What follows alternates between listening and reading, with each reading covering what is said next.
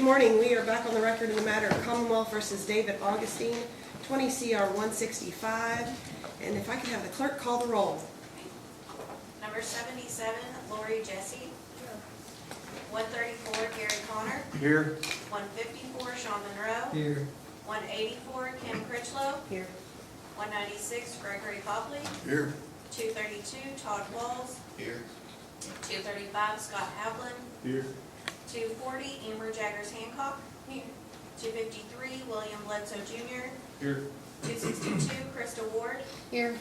308, Sean Hadley. Here. 374, Benjamin Rowe. Here.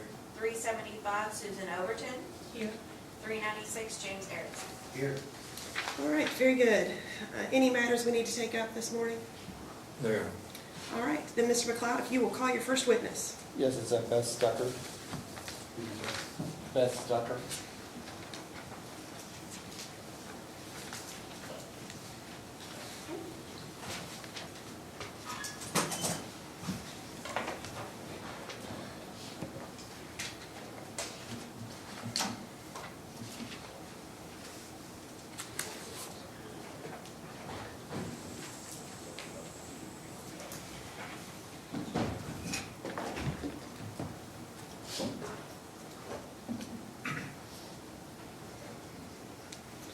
All right, Ms. Stucker, if you will approach the witness stand, and before you have a seat, if you will turn and face me.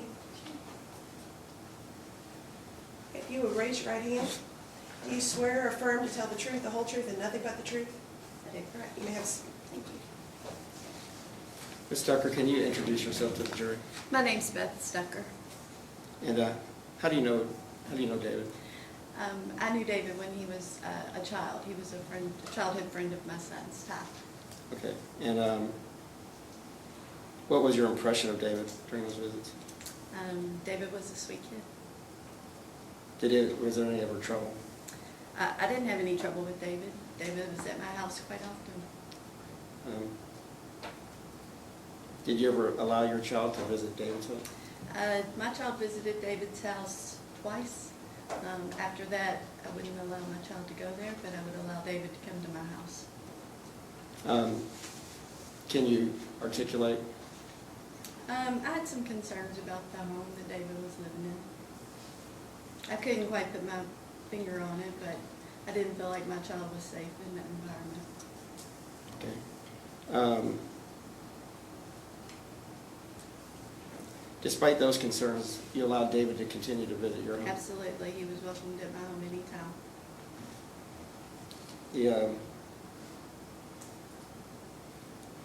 Do you know the general reputation of Brett?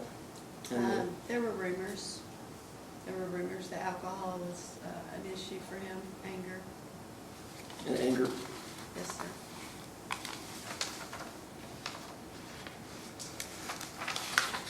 Did you know David well enough to know how he'd be affected by his home? I can only imagine. He was a young child, older brothers. He was left eventually to be there by himself with his dad. So. I appreciate you. I don't know if the Commonwealth will have any questions. But... All right, thank you, Mr. McLeod. Any questions from the Commonwealth?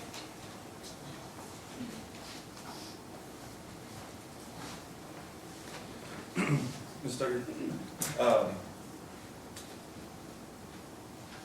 what did you know of Teresa Augustine?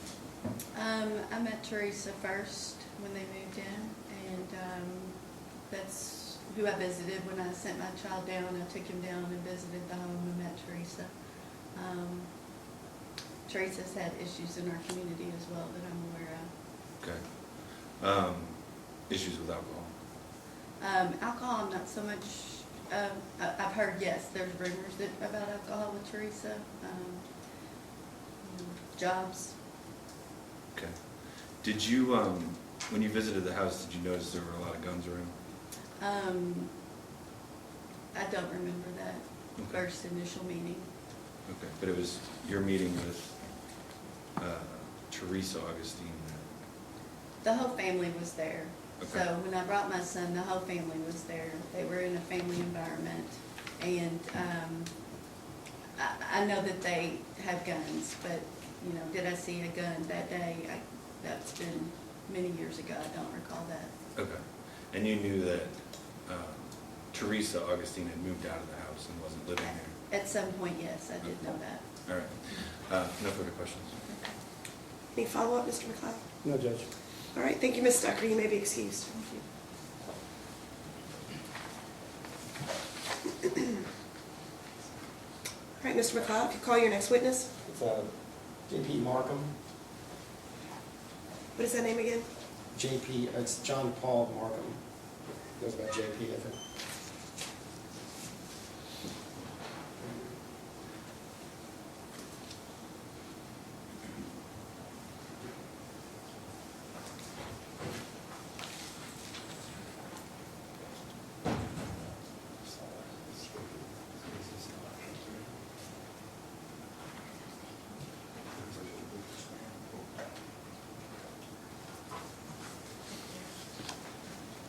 All right, Mr. Morgan, before you have a seat, if you will turn and face me and raise your right hand.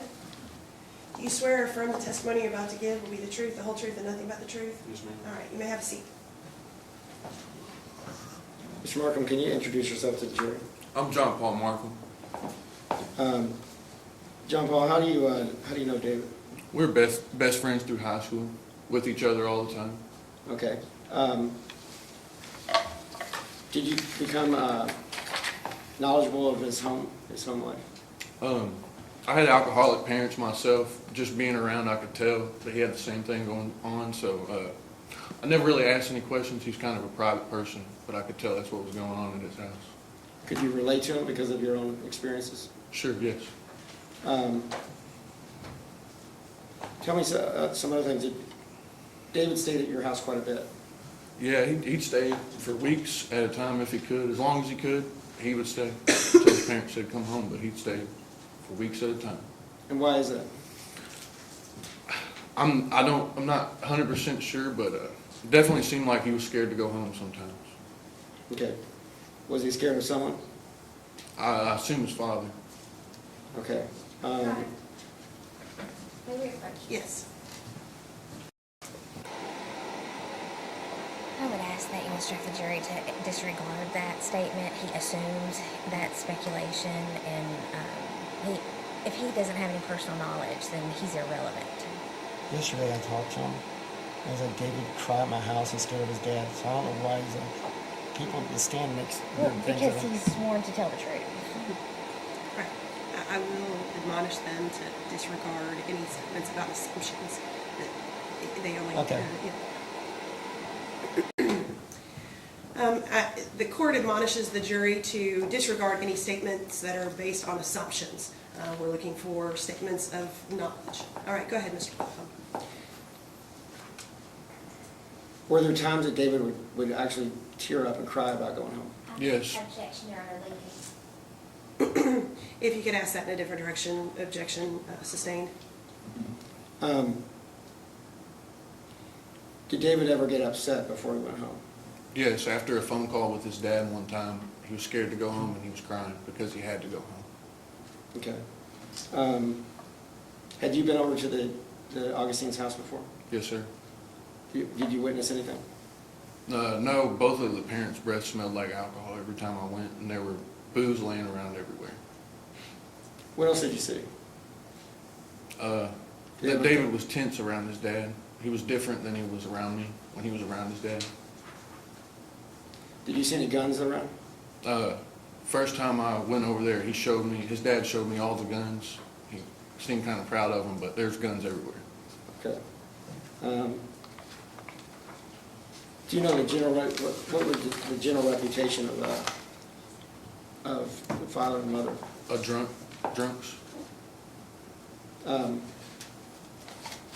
What is David's reputation? He's a good stand-up guy. He's a lover, not a fighter. He was my best friend. Did you see him help people? He helped everybody. Everybody loved him. I've never seen somebody have anything bad to say about David. Judge, can I approach? You may. You Have you recognize shown them? those to the Commonwealth? I have. Okay. Yes. Do you recognize those? Yes, sir. That's me and David and all our friends. We're really close to each other. Okay, do you know when that was taken? This was junior year, and this was around the same time too. We were at Fiesta Mexicana in that parking lot right there. Are those cool stances y'all in? Oh yeah. Okay. So these accurately depict David at that time period, and you yourself and everyone else? Happy, outgoing. Okay. Judge, I'd like to enter these as exhibit number 1 and 2. Okay, No objection. so admitted. Let me get some stickers. Oh, okay.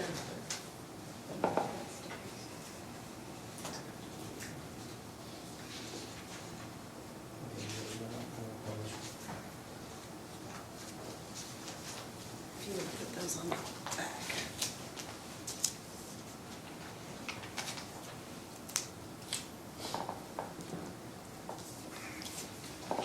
I'm done with the question.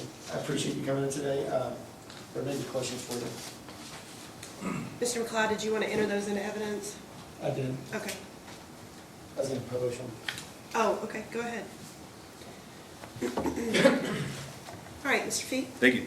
So, Mr. Markham, when did David start smoking weed? What is it? When did he start smoking weed? I don't know. He didn't smoke weed? I said I don't know. Oh, do you know, when did you smoke weed with How's that relevant to? him? I get to ask the questions. Dave's objection. What's the basis of the objection? Relevance. All right, you can approach.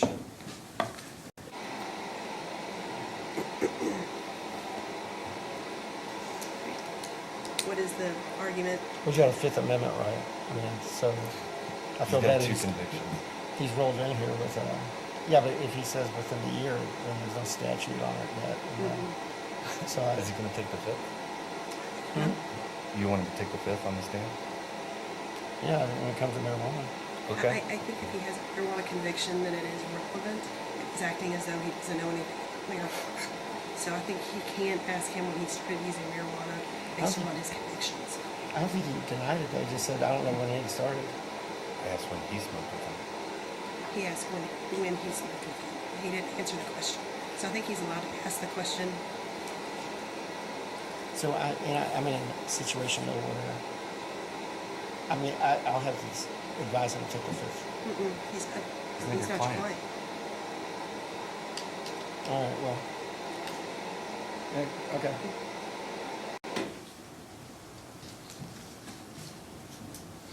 So when did you smoke weed with him? I started freshman year. Okay. And that was with David? Not just David, but yes. Okay. But I mean, when you guys would hang out at your house, did you smoke at your house? Yeah. Okay. David's dad didn't like marijuana, did he? No. And David smoked daily? I wasn't with him every day, so I couldn't. But like those weeks that you guys would stay together, you guys would smoke every day? Sure. Okay.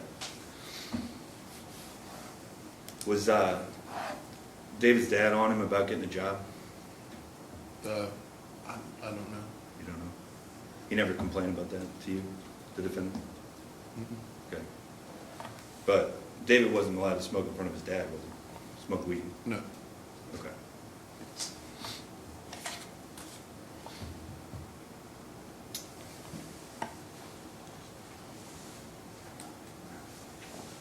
No further questions. All right, thank you. Any follow-up, Mr. McLeod? Yeah, it's just a few questions.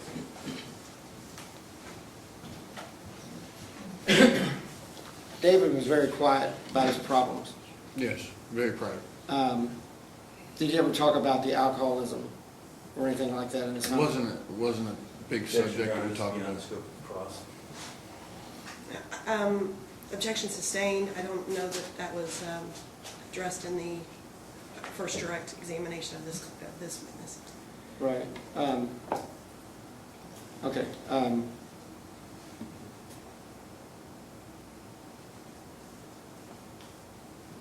One more question. Oh, when this happened, when was the last time you had seen David before this tragic event? I'd say about 3 weeks. And y'all were really tight, right? Yes, sir. You got a job after high school, Yes, sir. What'd you do for that? I was traveling for Penrod. I didn't have a lot of free time. I also had a girlfriend at the time too. So he was left without one of his buddies? Yes, sir. All right, I don't have no questions. All right, thank you. You are excused, Mr. Markham. Thank you. All right, Mr. McLeod, you'll call your next witness. Thanks. It's Dr. Whitten.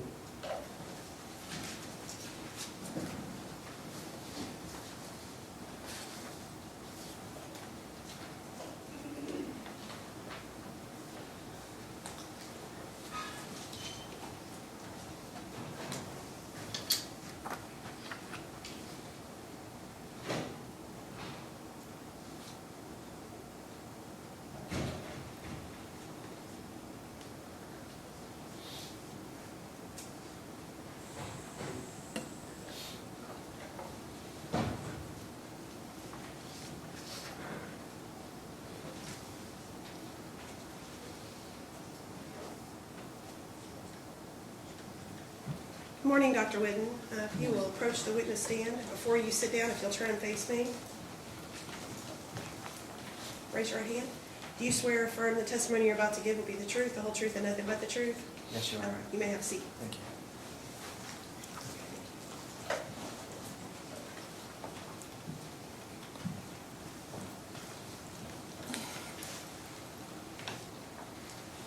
Dr. Whitten, can you introduce yourself to the jury? Good morning. I'm Dr. Michael Whitten.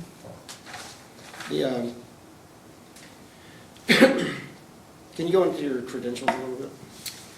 Yes, I graduated from the University of Louisville with a master's degree in psychology, a master's degree in education, and a PhD in counseling psychology. I passed the written and oral exams to become a licensed clinical psychologist. I have about 30 years experience in the field at various levels. Did a lot of early work in hospitals, working with severely mentally ill folks, transitioned into community mental health. I worked at the Weiskopf Child Evaluation Center for 4 years. I trained under a neuropsychologist for 4 years before opening my own practice here in Shelbyville, where I've been practicing for 12 years as an independent psychologist. Great. You know the David Augustine? More did. What was your involvement in this case? I met with David several times while he was incarcerated and performed an assessment. Okay. Can you describe any methods you used for this assessment? Yes. So given the setting, it was a little limited, but so we did a PAI, Personality Assessment Inventory, which is an extensive 344 question or item instrument that looks at psychopathology, behavior, thinking, feeling. I met with David on 4 different occasions and interviewed him. We talked about childhood and school and the events that happened, how he was feeling, and also interviewed David's mother, David's brother Micah, Beth Stucker, and David's former therapist, Brett Corley. Okay, and is that common to interview people in that capacity? Yes. Were there any records that you retrieved? I was allowed to review Brett Corley's records, his treatment records. Okay. Can you tell the jury what his diagnosis was? Mr. Corley diagnosed him with post-traumatic stress disorder, and the results of the assessment that I did supported that diagnosis of post-traumatic stress disorder. Can you explain the significance of those diagnoses in his upbringing? I'm sorry, sir. Can you repeat that, please? Yes. Can you explain the significance of those diagnoses, or like any type of maladies he had growing up? Okay. So post-traumatic stress disorder is just that it's a anxiety disorder that is caused by some trauma. And David's childhood was very chaotic in nature. Your Honor, I'm going All right, just a moment, Dr. Whitten, if you may approach. He just made that generalized statement. That's only what he was told. He's drawing a conclusion that he can't draw. That was just what David told him. So he needs to indicate that that was what he was told and not a conclusionary statement. I can ask that, but Micah, and there's a bunch of other people that were describing the household as well. I would like for you to clean that up a little bit, where it is that how he drew that conclusion. Do you think you can cross him on that as well? Yes, Okay. that's fine. All right, doctor, let's get to the the details of what was in the report. So when you say chaotic, that can be construed as a summary term or a conclusion. What would lead someone to believe that the house was chaotic? So,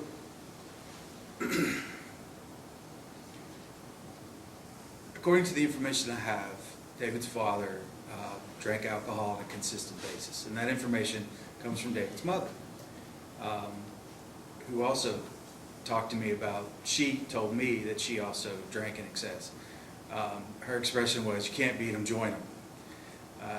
She started drinking in response to David's father's excessive alcohol consumption. So anytime you have people that are drinking to excess daily, you're going to have a lot of emotional reactivity, unpredictability, needs aren't getting met. I mean, it's just part of the package. And so, David's brother, Micah, talked about staying away from home, not wanting to come home because he's never knew. Just a moment, Dr. Yes, ma'am. Yes, sir. I don't see that in his report at all. Okay. Can you point us to where that is in his report? If it's not in his report, we're going to exclude that testimony. I don't know, but he's got notes. Let me get Well, the then report. I need the notes. I mean, the notes weren't turned over. Well, doctor's Yeah. notes. I think we need to stick to what's in his report. Otherwise, we're Okay. definitely traveling into the hearsay I get it. areas. Okay. Dr. Whitten, do you have your report? Sir? Do you have your report with you? Yes, I do.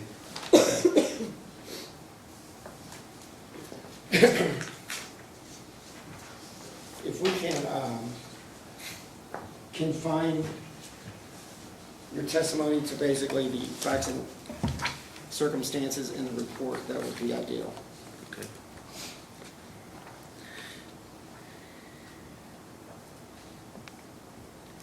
Okay. So on page 8 of my report, where I interviewed Micah, David's brother, Micah stated that their father drank more heavily on the weekends. Micah described his parents as heavy drinkers. So that was from my interview with David's brother, Micah. Okay. And I forgot what you had stated before, that he didn't like to go home. Is that somewhere in this report too? That was from David's mother, Okay. and she said it is in the report that she said that. Your Honor, may we approve, please? Yes. We have to strike that. He completely said that Micah told him that, and now he's just changed his story. Now that was from Teresa. I mean, Any response? I mean, he can just correct it, and the jury can pick up on that redirection. he is presented as an expert, and they're supposed to give credibility to his testimony when he's already been caught in a false statement. He hasn't been caught on a false statement, and it's nothing like that officer did. I mean, as far as the hearsay and that he was testifying to and not giving anyone examples on it. I mean, Okay. So we had already discussed that the report itself, if it's contained in the report, he can testify. I mean, I have reviewed the report thoroughly. I know what's in the report. So I think we need to have him correct that statement. It wasn't something that Micah said, but it's something that Teresa articulated. Because as Micah. Micah's interview was not in anywhere negative at all. You can have him clear that up. Can you clear up who told you that that Micah wanted to come home late, or, I mean, after, he worked very late because he didn't want to go home. I'm Who sorry. said that? I'm sorry, I misspoke. Teresa said that about David's brother Eric. It said that he would sit in the car or stay away from home until Brett would leave or fall asleep at night. Okay. Now, Micah, one thing he was saying is that his father had changed quite a bit the last, like, within the year. Can you tell us what he said about that? So Micah described, he used the word proactive. He described his father as proactive. And I said, well, what does that mean? He described his father as someone who really took care of things around the house, was always building something, improving the house, just working on things. And he said over the past year of his life, he changed. He began drinking more heavily, and he started barking orders instead of actually taking care of things. Now, things got physical with his father and David too as well. Is that correct? Yes. Micah described an incident where David and their father argued over ravioli, and it became physical, and Micah had to physically intervene because Brett had grabbed a hold of David. Now, explain the demeanor that David had when you talked to him. When I went and visited David at the detention center, he was calm, very engaging. You know, he was open forthwith. What would you say about his esteem and how he held himself? Beaten down. Anybody that's incarcerated under those circumstances, especially, would be natural to kind of have a flat affect, just kind of not feel really good about life at the time. Now, Dr. Whitten, can you, based on your expertise, can you identify some character traits often observed in children of alcoholic parents? So, with abusing alcohol, anybody, there's going to be some inconsistency in your behavior and your personality. And so, if you have a parent that is inconsistent, unpredictable, people that abuse substances tend to be very negative, get a lot of negative messages. And so, children of alcoholics tend to be fearful, less engaged socially, tend to be people pleasers. It just depends on what they're getting from that parent. So tend to have low self-esteem. Depression is very common. And David's PAI report picked up a kind of a dysthymia, which is this chronic level of, kind of low level of depression, which would be consistent with that. Now, in your expertise, can you describe the typical household environment for a child of alcoholic parents? Usually unpredictable delivery of needing needs. You know, kids that have alcoholic parents, they can't predict what their parents are going to be like and how they're going to respond. You know, it might come home with something good, and you never know how the parent's going to respond. That's a big part of it, that unpredictability.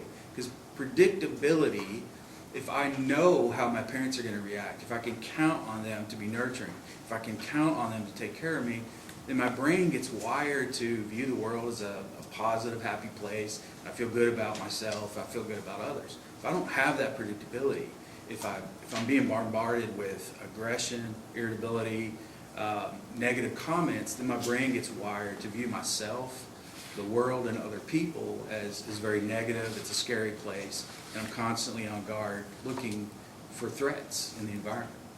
Now, can you describe the way David described himself? How did David describe himself? So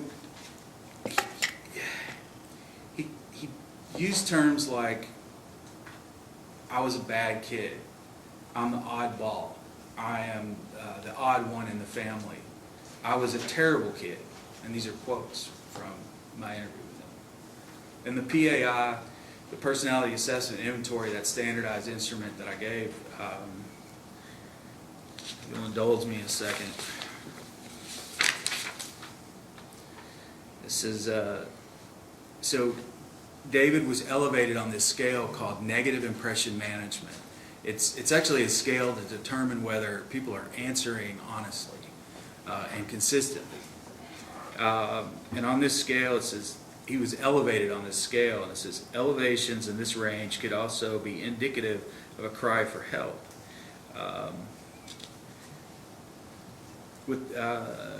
There are indications that the respondent tended to endorse items that present an unfavorable impression of himself. And so even the instrument too, that he feels bad about himself. Now, where's that grassroots? Where does that come from? Is that something just a kid makes up, like he has a negative view of himself, or does it come from the family? No, our personality, our consistent pattern of thinking, feeling, and behavior, and in particular our core cognitive beliefs, those beliefs that we build our self-identity and our ideas about other people in the world, are really set, according to personality theory, by the time we're about 5 or 6 years old. And so, what is our world as a child is our family, our home, our school, and so mostly it's those people that are around us all the time. And so his idea of himself that was set very early in life began from information he got from his parents, his family, his home environment. Now, it seems as though David was having panic attacks. Can you explain? Objection, Your Honor. The approach? What's the basis of the There's objection? been no statement about him having panic attacks from this witness at all. That's completely leading. I'm just asking him as an expert. No, he said that you said The that way he's he been phrased having. it was he was having panic attacks. So is it contained somewhere in his report that he reported having panic attacks? No, David never reported having panic attacks. No, but what His he had mother on would T- report something like that. What he had- His mother reported everything. what he had on the video was a panic attack when he's running, I think. I mean, well, that's not. You're not a witness. Yeah, I agree. I think you can ask him, does he have any knowledge of a history of panic attacks? And then go from there. But if he says he doesn't have any knowledge of that, I think you're done. Well, I think I'd like to ask him though, even if he doesn't have knowledge of it, I'd like to ask him what they can. That's irrelevant. It's not. I mean, I don't think we've had any testimony about a diagnosis of panic attacks. So unless he's aware that he has a history of panic attacks, I don't think you can have him just pontificate as to what panic attacks are or what they look like. well, I think the anxiety attacks, like, there's no drug test, and he wasn't doing meth. But the anxiety attacks, like the way he was behaving, would also couple as being that anxious. Did you show him the video? Did he watch the video? No, Then I don't think he can opine about whether or not that was an anxiety attack. he can watch it though. Actually, he did last night. He didn't, but we didn't But have the that's volume not on. in his report. Yeah, but the report, we're talking 2 years ago. I mean, like, this thing, the report The was video done. was open 2 years ago for his viewing. No, I think if he has knowledge about David having anxiety attacks or panic attacks, and he's talked to him about that, or he has some knowledge about that, you can ask him about it. I mean, I've talked to him about it. But not just you talking to him in But that's your preparation for opinion, trial. if that's what you believe it was. All this is opinions. Right, but I think he has to have formed that opinion based upon Facts. information that he has gathered. So I'm fine with you asking, have you received any information that leads you to believe that he has a history of panic attacks or anxiety attacks? And if so, what is that based on? You can go down that road. You can't give him a scenario and say, would that be a panic attack? I did show him the video. But, And if he has And you said the then you volume can- was down? Yeah, we were in a restaurant. But I can play it from here and you can look at it, I guess. That should have been done when he did his report in 2022. I don't disagree, it should have been done before. I mean, we can't just, If he observed it, then based upon his observations, he can give you some statement as to what he believes he's observing. But again, I think you can qualify that on cause. So, right. Dr. Whitten, were you aware of David's anxiety issues? Yes. Okay, and how did you find out about his anxiety issues? As I've talked about the PAI, his anxiety levels were elevated on the personality assessment inventory. David's mother, which is in the report, described him as an anxious child. Even from early childhood, he would cry when dropped off at kindergarten. So he's had anxiety and, to the point where he's crying and tearful and doesn't want to be separated since early childhood. Okay, now, can anxiety get to a point that it maybe mimics another type of malady, I guess? Yes. Post-traumatic stress disorder in particular is often misdiagnosed as psychosis or a bipolar disorder at sometimes, because when the anxiety gets severe enough, anxiety is a very physical process. Our adrenaline, our noradrenaline, our cortisol levels spike, and these things affect thinking. Our brain wants to make meaning of what's going on with our body, and so our body is on alert, our stomach is in knots, and our mind is trying to make meaning of that.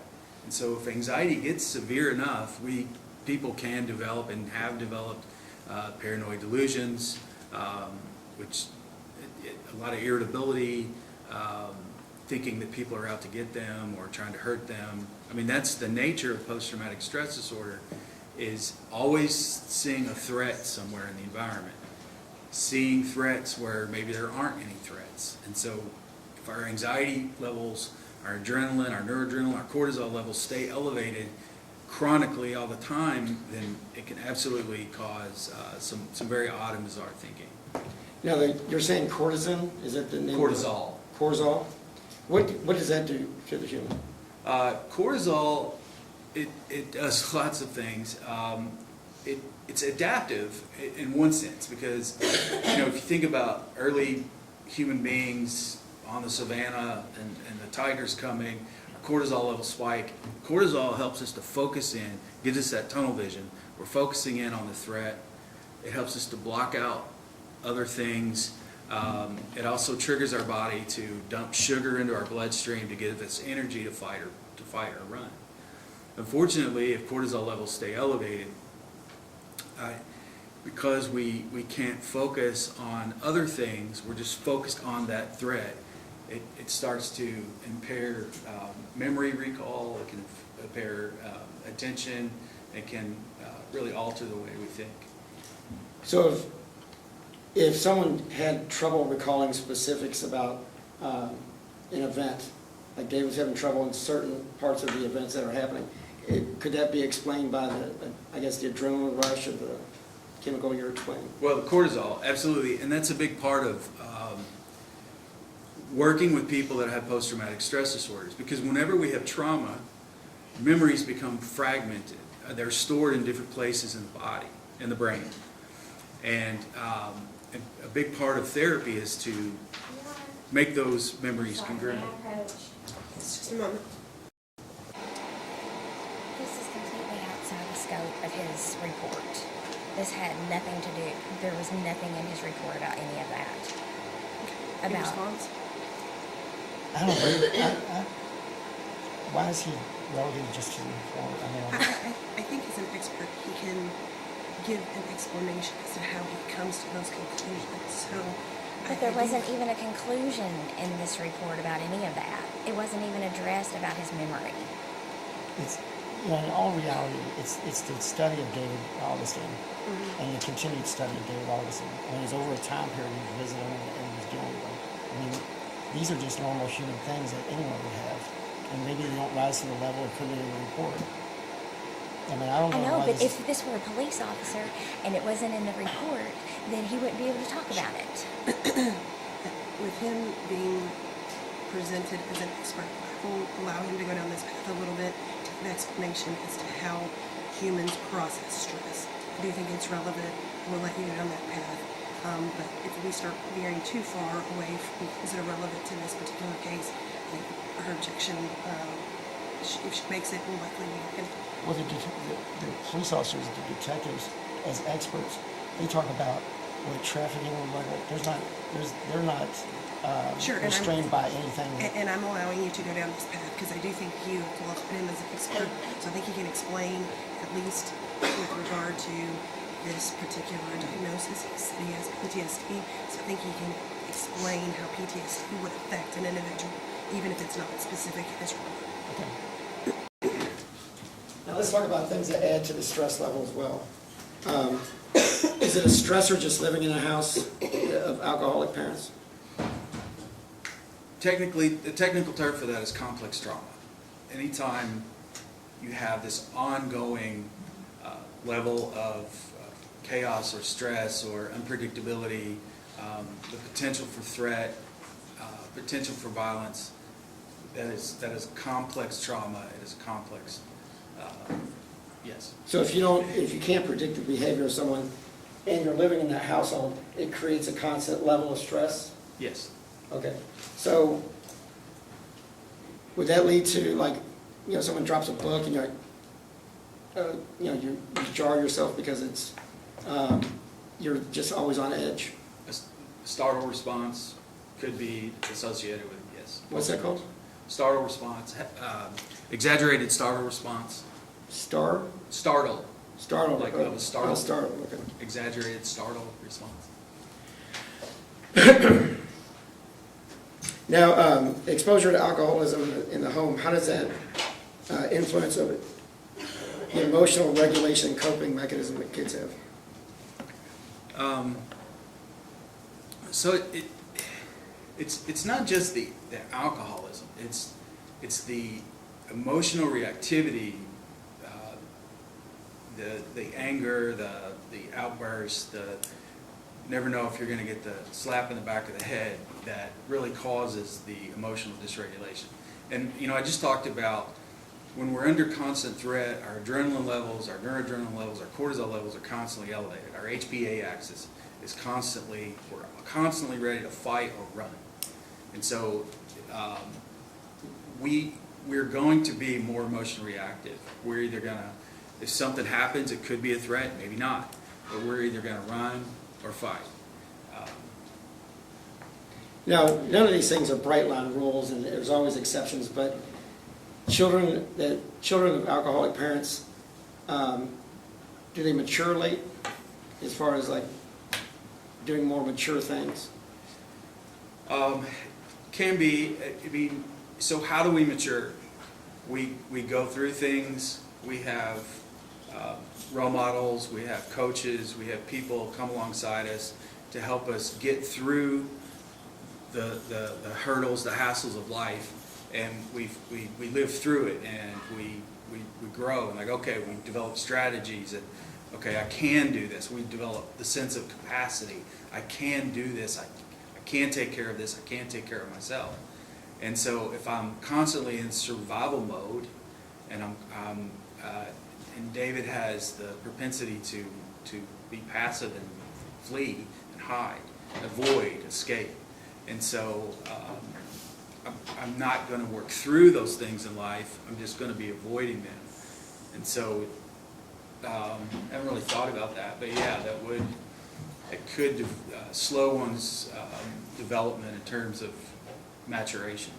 So if the father's drunk and not really spending time with him, passing down things that you do as a young man, that would hinder his maturity as well? Yes, could. Okay. Is that a statistic of children of alcoholic parents? I'm not aware of the statistics, and the statistics change, but just is it a trait? In terms of human development, yes, it could absolutely affected.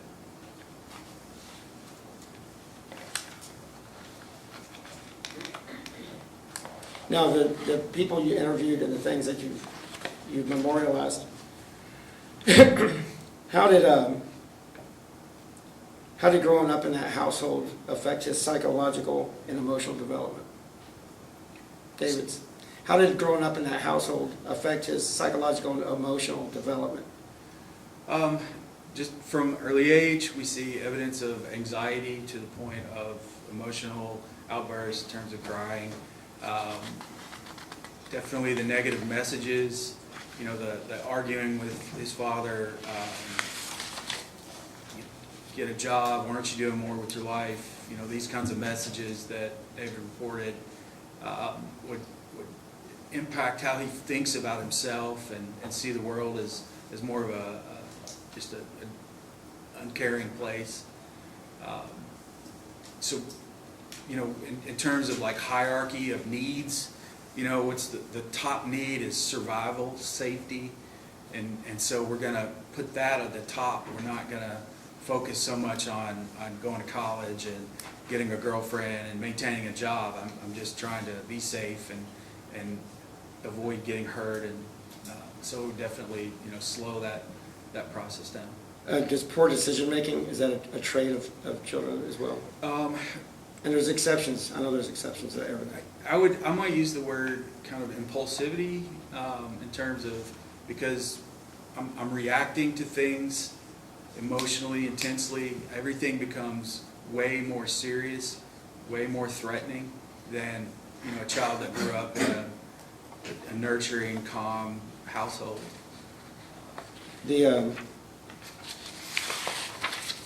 Is David a danger, in your opinion? Is David a danger? Judge, I'm going to object to that, please. All right, we'll approach.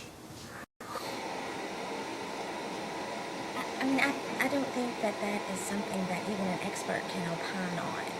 I mean, if he is a danger, I mean, I think that question is so broad and so outside of the scope of what an expert can give an opinion on that I think that is prejudicial almost. I mean, he's met him 4 times and he's going to make that decision and that determination. The Brooke met him once and asked whether he was suicidal, homicidal, or anything else. Well, then he needs to ask that question, not whether he's a danger. I think danger is too broad. And I think that we agree. are teetering on that question close to jury nullification. I agree. I think it does teeter on jury nullification. I It's didn't too mean broad. any of that. I really didn't. Right. So I'm just asking and questions. I don't think that you intended that. No, I don't. But I do think you have to. But do you think he's a danger? Just like you said, the same questions they were asking Brooke. Danger to himself, is he danger to others? Kind of those standard questions. But to just a blanket, is he a danger? I think is way too broad. You need to narrow it. Okay.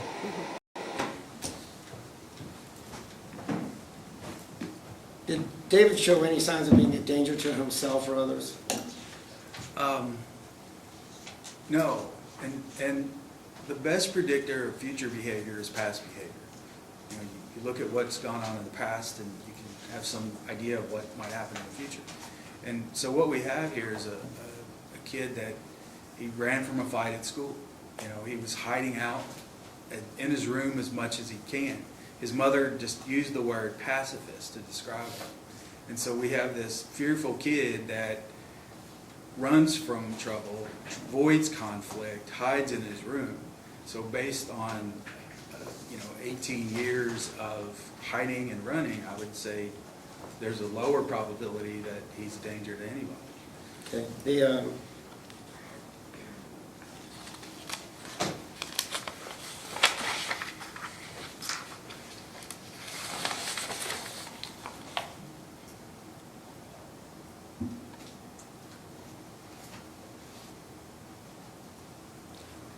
And this might just be coming into a question I've asked already, but coming at a different angle. Maybe it hits different. The trauma of living in an alcoholic household typically manifested behaviors and attitudes during adulthood. What would those, growing up in that type of environment, possibly? If you want to approach with your objection. he just made a statement from where I don't know and then asked a question. Like, that's not anywhere in his report. Did he get that from the internet? Like, I mean... I agree. There was a lot of a statement there.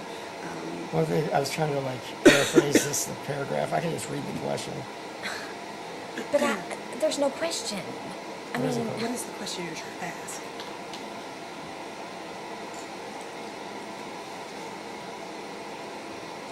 How does the trauma of living in an alcoholic household typically manifest in behaviors and attitudes during adulthood? That's a different question. I think that question is allowed. Right. That's not what you he said. made a conclusory statement about something from somewhere. Right. The way you stated it was more of a statement. So I think you need to re-ask the question that way. Dr. Whitten, how does the trauma of living in an alcoholic household typically manifest in behaviors and attitudes during adulthood? So really, the growing up as the victim of childhood abuse, whether there's alcohol involved or not, and David's father was physical with him, yelled at him, negative comments, growing up. So, I mean, that's really the crux to this. The alcohol on top of that layer is, it intensifies, it exacerbates the emotional reactivity of someone, and so it makes it worse. But kids that grow up in abusive households, victim of childhood physical abuse, tend to have relationship problems, have a lot of self-esteem. I'm not, why me? There must be something bad about me. Something's broken in me that happened to me. This is my dad, and so they tend to have a lot of relationship problems, in and out of marriages, difficulty holding on jobs, tend to be irritable, anxiety, prone to panic attacks. Now, with therapy, that can get much better.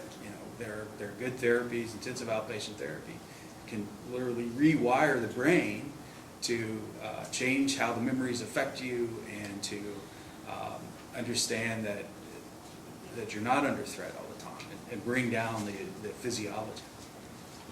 So would an analogy be if a bunch of kids, same age, were lined up in the races to go to adulthood, that the child that grows up in alcoholic parents is going to stumble at that line and fall behind them? It's like trying to run a race with a backpack full of bricks. Backpack full of? Bricks. Okay, I think you said grapes. That would not make sense. Sorry.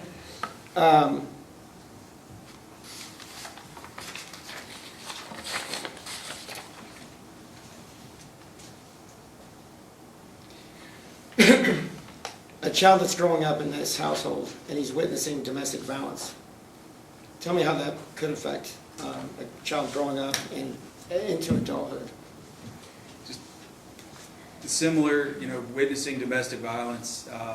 We have these specialized cells in our brain called mirror neurons, which that's why, especially sports fans get excited about watching games, because it's like we're actually slam dunking. So seeing the domestic violence is akin to being a victim of the physical aggression, because of the way our brain works. So it's going to affect a person, just kind of like what I just talked about in terms of relationship problems, irritability, anxiety, being prone to panic attacks. Even though if the domestic violence is not directed towards a particular person like David, does it still affect their esteem, and how they hold themselves? Oh, absolutely. I mean, especially if it's between parents. I mean, here's your caregivers. You have some emotional attachment to both of these people. We tend to want to protect mom, and the feeling of just being helpless and witnessing this is very profoundly significant. To a young man, what's the typical thing that could happen to him? So to the young man, it's really emasculating. It's like, in our society, I'm supposed to protect women, I'm supposed to be macho, I'm supposed to be able to handle situations, and I can't. I'm absolutely helpless. And so the message there is that I'm incapable, I'm not competent, I'm not a man, I'm less than. So it's going to be devastating on how I view myself in terms of self-esteem and self-image. Do you think that's affected David in the way you just described it? I know that David, at the time, that I met with him and assessed him, does feel very bad about himself, and it would be reasonable that those events would have contributed to David's low self-esteem and just feeling very negative about himself. Now, you weren't here, but a lady came in and stated that when he was in the hospital, or in the jail, that he said, I should just go and be sent to prison, I should just, something should happen to me, like I should go. Is there indications on why David would say something like that? Okay, just a moment. He's asking him to testify about his state of mind and why he said that at the time. He doesn't have any of the information surrounding that, and we've already talked about in pre-trial issues that he is not going to be able to testify about David's state of mind. I agree. I mean, number one, he wasn't here for the testimony. Not sure that was a direct quote from what was actually said. Second of all, I do think you're asking him to opine on his state of mind at the time that he said that. I don't think that's proper. He wasn't meeting with him at that time, so I don't know that he would be able to necessarily say his state of mind when he said that was this. So I think you just have to withdraw that question, and your objection is great. I withdraw the exception, the question, and thank you, Dr. Whitten, for answering. All right, thank you, Mr. McLeod. Any questions for the Commonwealth? Yes, Your Honor.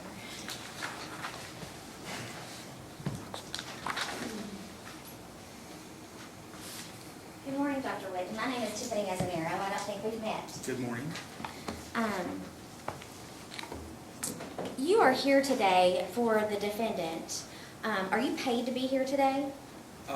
Not for this appearance, no. Not for this appearance. Okay, so were you paid to meet with David? For about the 60 hours of work that I did, yes, ma'am. And how much was that total bill? $2,500. $2,500. And that includes your appearance today? Yes. Okay. And how many criminal trials have you testified in? Criminal trials? Mhm. 2, including 2. this one. So this one would be 1 and 1 other? Yes, ma'am. And that was for the defendant as well? No. And what was that for? Just objection. All right, what is the basis? Are you going to approach? I mean, Let's approach. First of all, it's attorney-client privilege. Those are my clients, and I don't know why the relevance of what he's testified to before. And he said twice. He's I think it's testified bias. twice. I'm a little bit confused. So he said once was for the defense, and your objection is what? Well, she's asking what specifically they were charged with, or No, I as to didn't. what- I asked what he testified to. Who did he testify on? what- The defense Yes. or the prosecution was Oh, the it's question? defense. Okay, Yeah, okay. so if you want to clarify Okay. what you mean by that question. Okay. Dr. Whitten, in the second case that you're talking about, did you testify on behalf of the defendant or on behalf of the prosecution? Defendant. The defendant. So in both cases, in the criminal cases that you have testified in, it's been on behalf of the defendant. It's not exactly in behalf of. I'm a truth You were teller. paid by both of the defendants? Correct. Yes, okay. So let's talk about your report. You interviewed David, is that correct? That is correct. And you interviewed his mother and his brother and a friend. Is that correct? Yes. Okay, so did you review any of the evidence? Did you review any of the 911 calls? No. Did you review the interview that David had with the detective? No. No. Did you review, there was a deputy that spoke to David on the phone at the time of this incident, did you review that phone call? No. Did you review,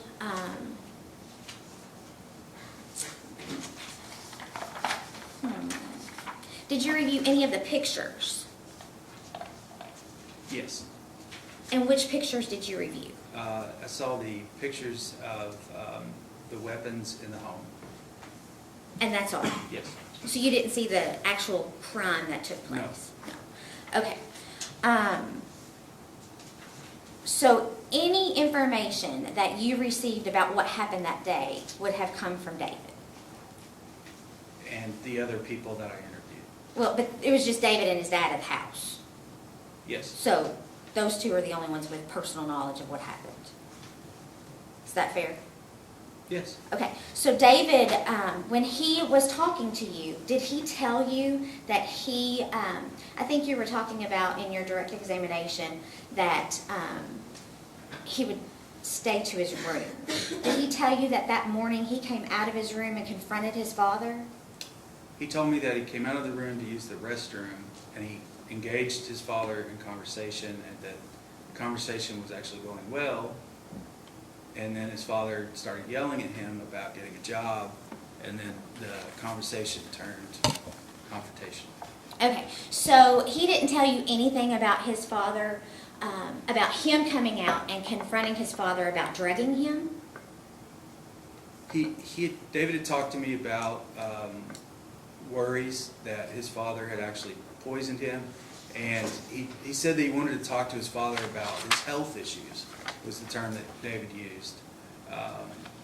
And because he believed that his father had poisoned him, possibly, and that he had health issues, and he wanted to talk to his father about that. Did you include that in your report, that he told you he was being poisoned by his father? I included that he wanted to talk to him about his health issues. But you didn't include that he was accusing his father of poisoning him? No. Okay.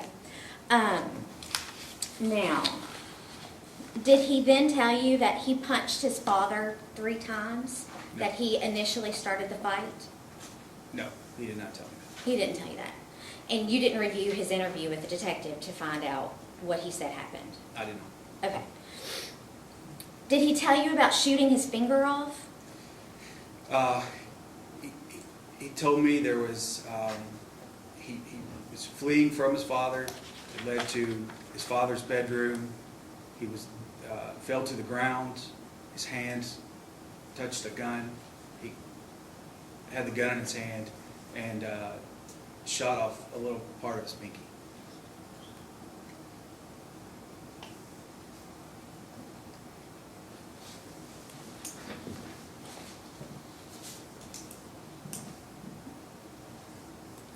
But you didn't include that part in your report. I just tried to answer your question, ma'am. Right. But you stated that he grabbed the gun and squeezed the trigger. But you didn't say he shot him. So did he tell you that he shot him? Yes. Why did you exclude that from your report? It It didn't sound very good for him, did it?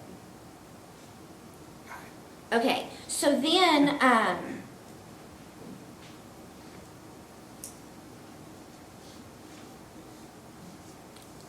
did he tell you that he rushed his father? No. Okay. And this description of what David told you is so very small in your report. So he then told you that he was able to get away and run out of the house carrying the pistol. David told you that part, right? Yes. And then what did he say happened? That he fired how many shots? I don't recall how many, what he Okay, told me. could you go to page 6 of your report? And it is the third to last statement. David stated that he was scared and fired 2 shots. 2 shots. Now, again, you didn't review the interview with the detective where David stated, or that the detective said, so you shot 2 shots. And he said, no, I shot a few. So he shot more than 2, and he didn't tell you that, did he?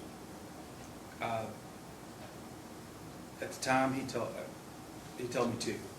So, and you didn't review anything else? No. Okay. Is that normal? For the scope of my job is, I'm a psychologist, I'm not a detective. So yes, my job is to get at David's psychological status. But wouldn't it be important to review his psychological status on the date of the event? And I did. But you didn't review his interview with the detective. So that was You didn't review any of the evidence from the day of the event, did you? No. Okay.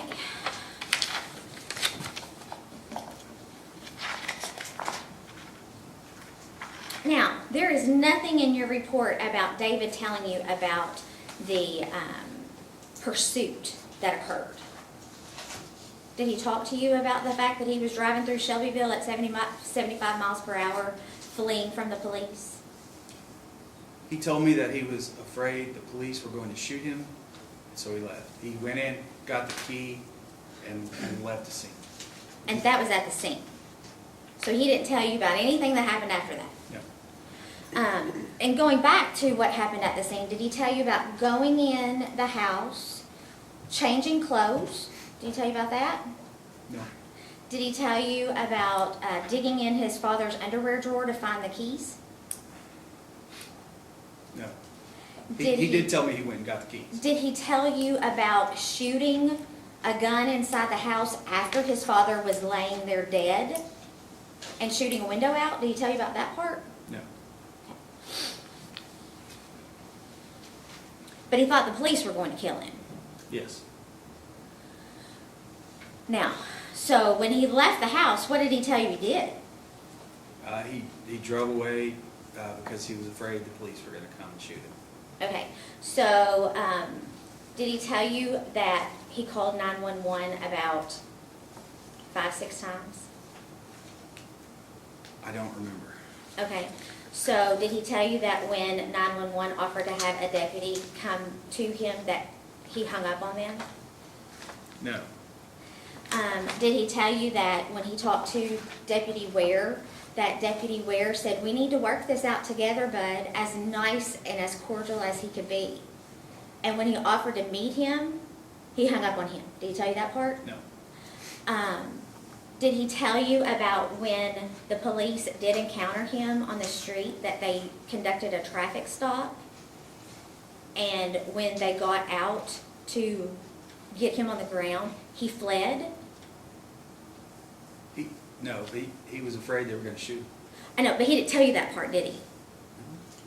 And he didn't tell you that he went through neighborhoods, that he went through downtown Shelbyville, and that he jumped out of his moving vehicle. Did he tell you that part? No. And you met with him 4 times, and you all never discussed this.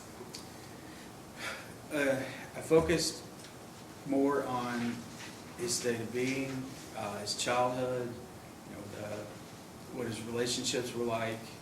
I wanted to do a really good job of getting all the background that led to the creation of David Augustine. Getting all the background about his dad, making sure that made it to the report. Not just about his father, about him, about David. But your testimony never includes what went on with his mom. You don't talk about how much alcohol she drank. I did mention that she had been drinking a lot of alcohol as well. Okay. I used the phrase alcoholic parents. I understand. We're going to get to her in just a minute. So there is a whole sequence of events that occurs after this that you have no knowledge of. Is that correct? Yes.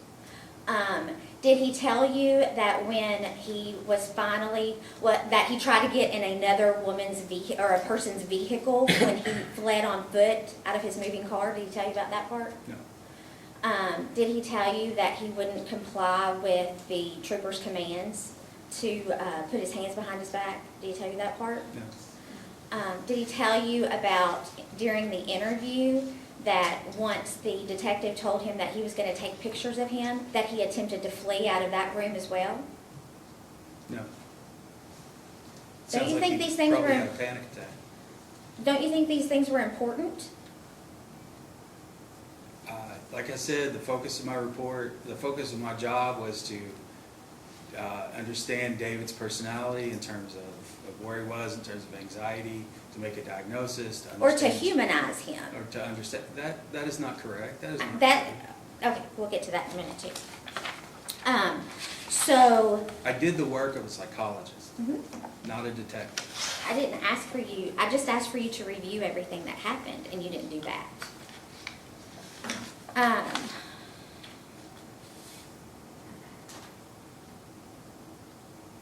What about any of this that we have discussed with he and his father? Sounds like a good conversation. Pardon? You said that David told you that they had a good conversation. What about any of this that he told the detective sounded like a good conversation? David told me that the conversation was going well. They were actually talking, and it was cordial at the time. And then his dad started in about, you need to get a job, you need to do something with your life, and then it turned Okay, so cantankerous. is it unfair for a father of an adult child to ask them to get a job? No. Is it unreasonable for a father to ask an adult child to get a job? No.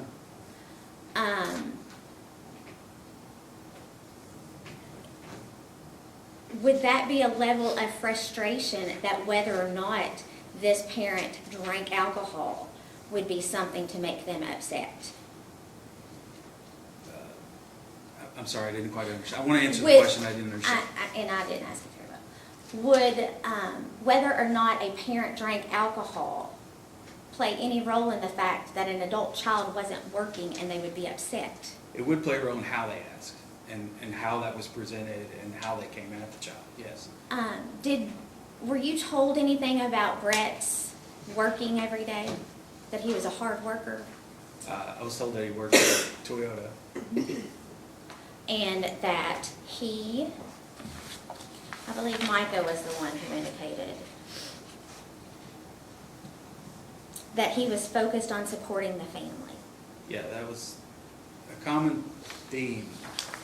He worked hard, he focused on the family, that was kind of the answer that I got. And so that theme, would he not also want that for his children? I can't speculate on that.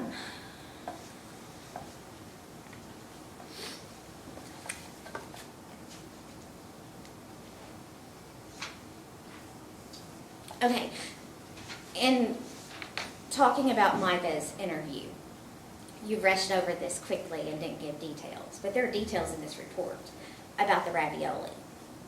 And that is one specific physical incident that you talk about with David and his father, and you've talked about that on direct. But why did that incident occur? Why did Micah tell you that incident occurred? I asked Micah about physical altercations between David and Brett and their father. And what did he tell you happened? That David threw the ravioli at David at some point. He Brett. threw a bowl of ravioli point. at his father. And his father grabbed him and put him against the wall. And Micah had to intervene to keep him from... And how did Micah intervene, did he tell you? I don't remember. It's on the top of page 9. Thank you.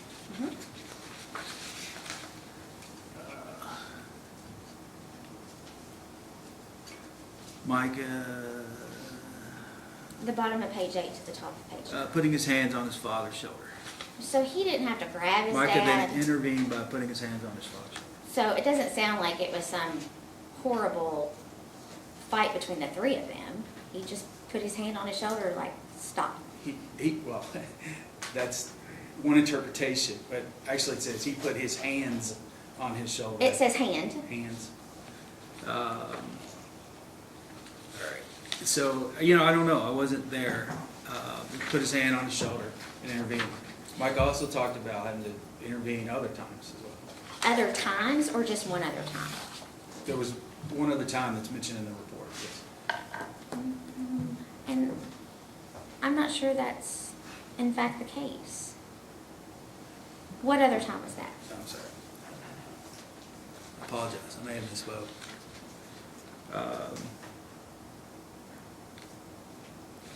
I may be thinking about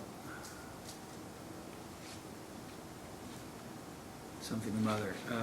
I'm mistaken, I apologize. So there was one incident that Micah told you about? That I can remember, yes. But David started that by throwing a bowl of ravioli. I don't know what happened prior to, I had no idea why David threw the ball. I don't know, we don't know what happened before that. You know, kids just don't throw ravioli at their parents for no reason. Or what about if they're abusing drugs? There's no evidence, no tox screen, I don't have any evidence to suggest that David was abusing drugs. What did you Now say you're your asking me possible to- DSM-5 was? Now you're asking me to speculate. Well, I am asking you your diagnostic considerations. Other or unknown substance use disorder. So you had to have some kind of evidence of that. David did talk about smoking marijuana, and the PAI, what she's talking about is the diagnostic considerations generated by the PAI, the Personality Assessment Inventory. And so even talking about smoking marijuana would generate that diagnosis. And Micah told you that he was concerned about something else too, right? Micah did say that he was concerned because of David's paranoia and odd thinking about people poisoning him or wanting to hurt him, that he thought maybe David was also using other drugs, but he never specified what drugs. He didn't find any drugs. There's no toxicology report to support that he ever did any other drugs that I'm aware of. Did you learn that he went to the Brook the day before? Yes. What's the Brook? The Brook is it's a psychiatric residential facility. There are a lot of things that go on there. There's outpatient treatment, there's inpatient. People can go and stay for stabilization, medication management. There's also a pretty good substance abuse treatment program. It's outpatient. And Micah told you in this report that he took his brother there for substance abuse, right? Yes. But he didn't have any substance abuse issues to your knowledge? Like I said, there's no toxicology report. It says he was using anything. David admitted to smoking marijuana. And marijuana is addictive. And what's really addictive is not feeling pain. You know, if he's going through all this psychological distress, he's smoking marijuana to cope with it. The addiction really is to the avoidance of pain. And so he needed some help for that, yes. Did you know that he had been prescribed medication for anxiety? I think I did. I can't tell you for sure though. So he had a mechanism to treat any anxiety. Medication is like a life preserver. It keeps you from drowning. The medication doesn't do anything to move you forward, to make you better. It doesn't change anything. Does smoking pot Does smoking pot do what? move you forward? No. It like I said, it helps mask the pain. And the only way forward is through treatment. But he didn't stay at the Brook, did he? He did not.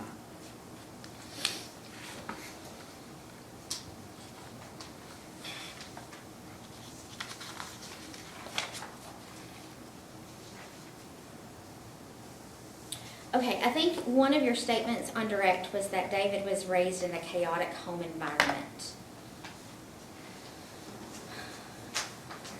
Was the violence and substance abuse that you learned about, was that because of his mom mainly?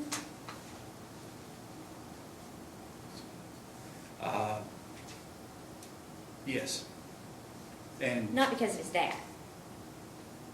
His mom started I'm most sorry, of the... I misunderstood the question.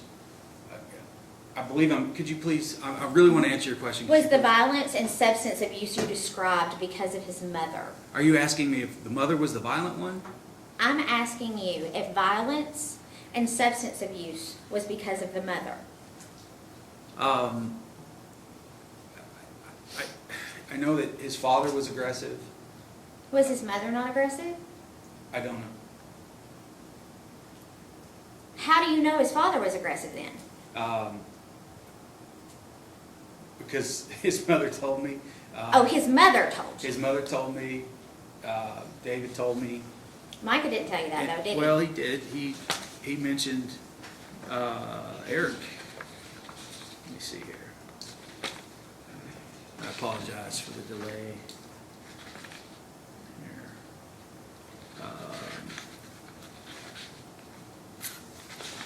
Here.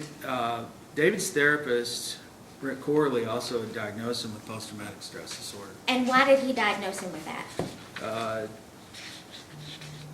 Because of his anxiety. And because of a fight at school? Sorry.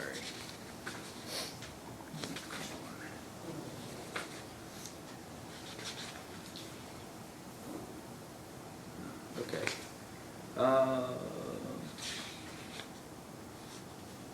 Okay.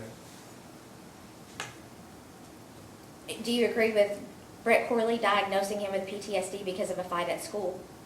Yes. Yes. He mentioned that, and Brett also mentioned like the tension in the home, the divorce.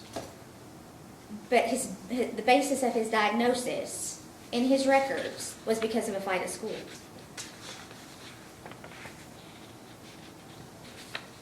So the diagnosis is really based on the symptomology that's present.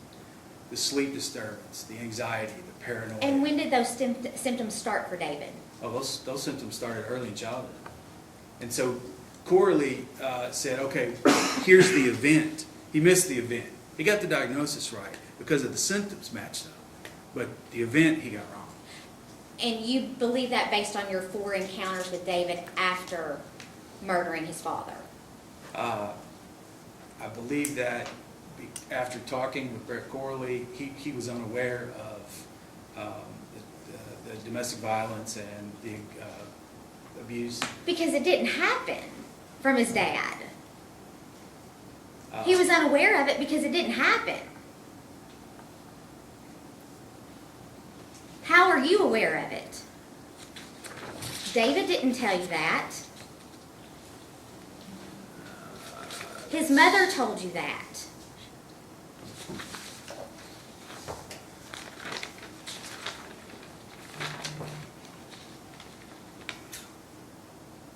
And Judge, he's looking at notes that I would like to see. All right. Dr. Whitten, if you could share those notes with Okay. Anything that you're referencing from memory, if you can share that with council. Okay. I didn't really look at it, but yes, Your Honor, I'll do it gladly. Okay. All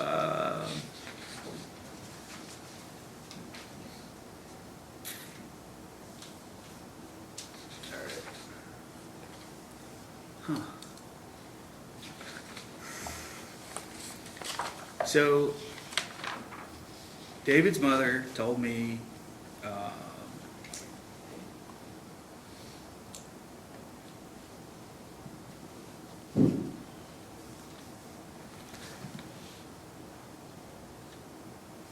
okay.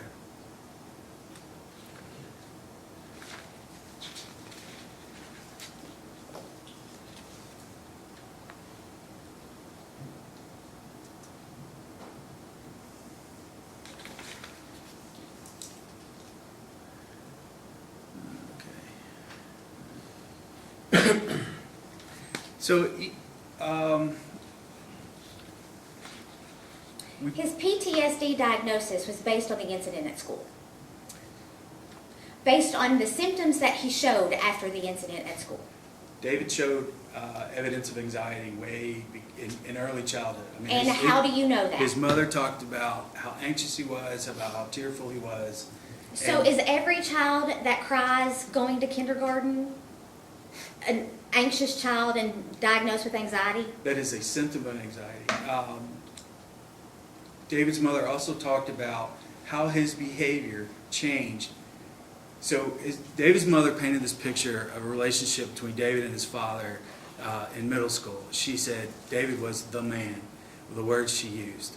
They were going to scouts, they were involved. Do you know that they were divorced? I know that they are divorced, yes. Uh-huh. And so, do you know that she doesn't have a very good opinion of her ex-husband? That doesn't make her a liar. But you're basing all of your information on statements from this woman who was out of the picture, mentioned in your report for 2 years.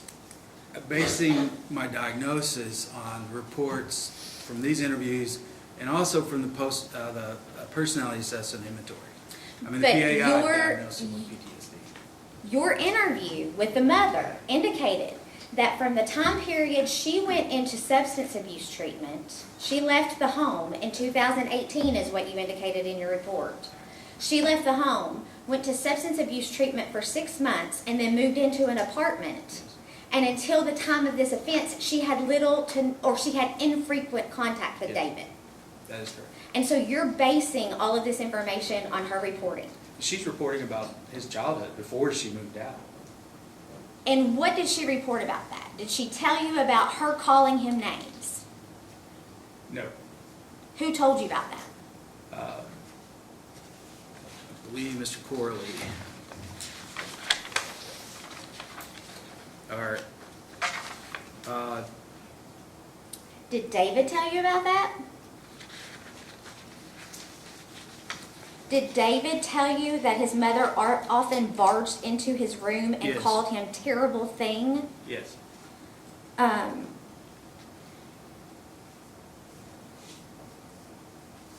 There was some discussion earlier in the trial about someone being so intoxicated that they urinated and defecated. Who was that? Mother. David's mother. That was not Brett. Okay.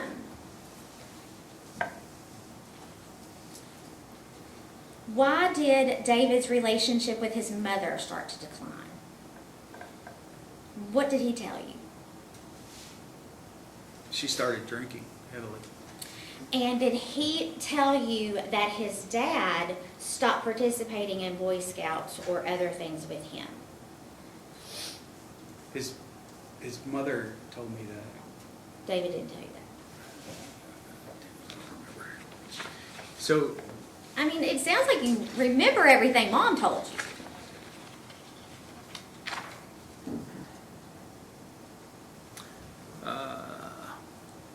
so in the interview, clinical interview number 1, Brett stopped being involved in Boy Scouts when David reached middle school. David generally spoke positive of his father. However, David had difficulty giving specific examples of spending time with his father and positive interactions. Do you So- think maybe their That activities information- just changed? It wasn't because of domestic violence? I asked David about spending time with his father. David had difficulty giving examples of spending time with his father and positive interactions. But he had a positive, He didn't say negative things. right. But he did say negative things about his mom. Yes. So, So this person that caused the chaos in the home was Mom. Mom did cause chaos in the home. And regardless of where the abuse comes from, where the chaos comes from, he still has But post-traumatic the stress chaos disorder. was removed in 2018. He never got treatment. Post-traumatic stress disorder does not go away by magic. So who is Brett Corley? He's a therapist. And how is that not treatment? He only met with him, I believe, 3 times, and Brett was unaware of his early childhood. Then how did he make CPS referrals? Why did If he only met with him 3 times, he would have been an adult. Why did he make CPS referrals? He did see him a few times as a child. So he was aware. Where I don't know. Okay. And what did he make CPS referrals about? I'll have to look at that. I don't know specifically. It was about Mom, wasn't it? And how she treated David.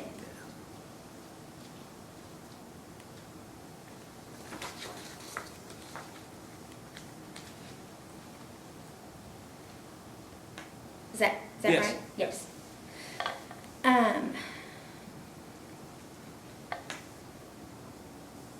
You said that David told you that his parents drank alcohol to excess daily.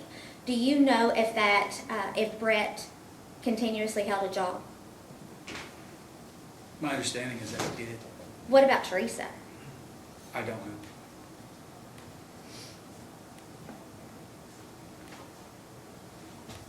So there were only 2 incidents that were described to you about his father being physical. That was the ravioli and telling him to get a job. David described more of a pattern of, And will you point that out to me, please?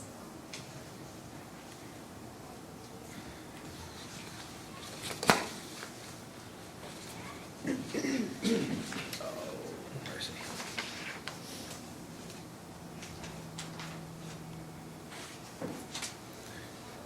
Let's see. David talked about one incident when he hit a jump on his Could you dirt. tell me where you are, please? Page 5. Mhm. David rode dirt bikes with his brothers.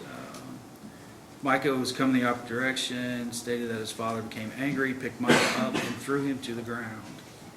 That didn't happen to David, though, did it? David witnessed it. Uh-huh. Got in trouble for laughing too much. But did he say that it was from his dad? David reported that his father, yes. The laughing too much, he got in trouble with his dad?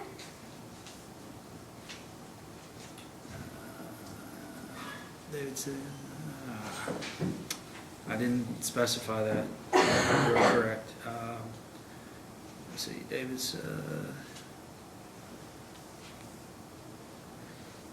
David reported his father grabbed his mother by the back of the neck and pushed her into the front lawn. Why?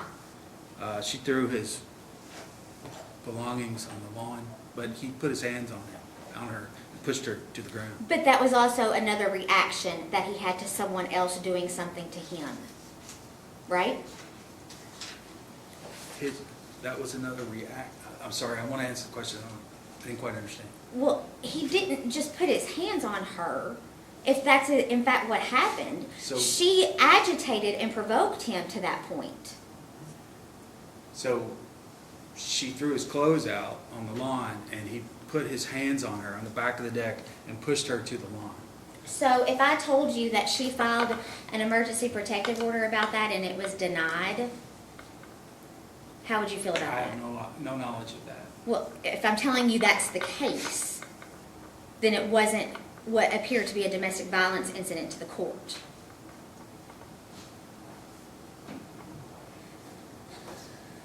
Okay, so back to the incidents that David described to you of his father being physical with him. What other incident was there? It's not in the report. Okay. Because he indicated that he threw a bowl, or Micah indicated he threw a bowl of ravioli. I don't think David described it as that, that Micah had to intervene. But that's what happened, because Micah saw it. And he threw a bowl of ravioli, and then he came after him, and Micah stopped him by putting his hand on his shoulder. Okay.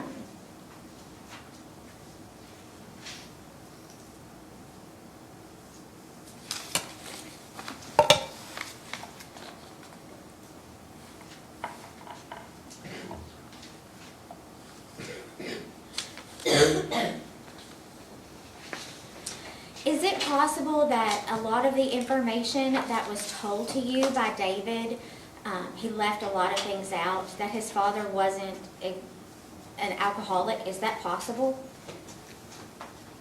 Is that possible? It would be pure speculation. But isn't this all speculation? You never met Brett, right? That's correct. I'd never met Brett. You know, I even stated that David was positive about his dad. I mean, he didn't have bad things to say about it. He felt an immense amount of guilt, shame about what happened. Where do you mention that in your report? I don't. You don't? You're right.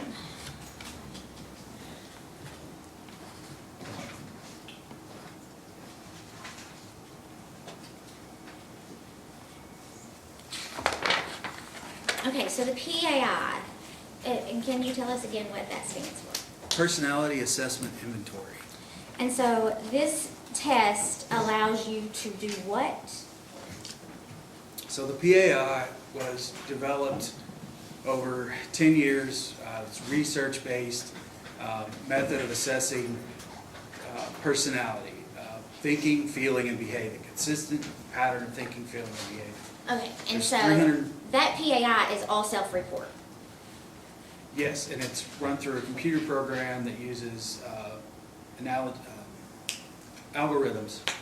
But, so we're basing all of these results on information from the defendant. There are internal validity indices that determine whether someone is being forthright.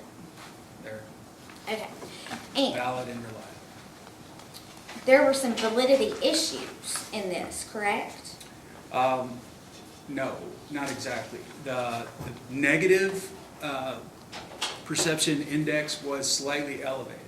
And what the report that I get back from the PAI says is that it tends to be a cry for help, or that I just feel really bad about myself. It's a negative impression of myself.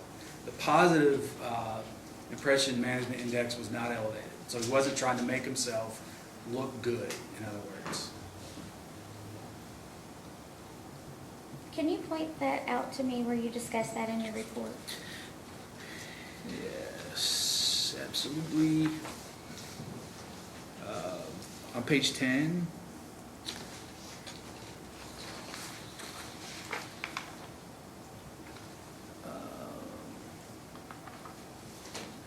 It says, actually 11, the number of uncompleted items is within accept. I'm sorry. Page 11. May I approach the witness? You may. Could you show me where you're reading from? Sure, absolutely.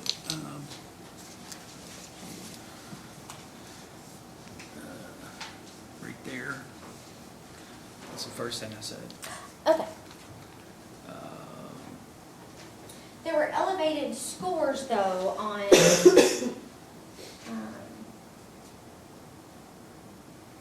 he had elevated scores on what? So with respect to positive impression management, there was no elevated evidence to suggest that the respondent was generally motivated to portray himself Where's that?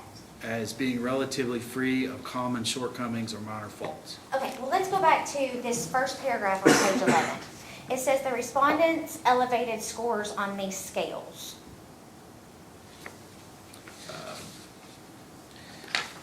First paragraph, first full paragraph. Right, to answer that, I have to go down here. Okay, and that's where I want you to show me where you're going. Here. Okay? So what was elevated was the negative impression management, right there. There are indications that the respondent tended to endorse items that presented an unfavorable impression or represented bizarre, unlikely symptoms. These results suggest exaggerated complaints and problems. No, let's read that statement again, please. This result suggests that the profile may exaggerate complaints and problems. It is likely that these unusual endorsements were the result of confusion, careless responding or tendency to no previous.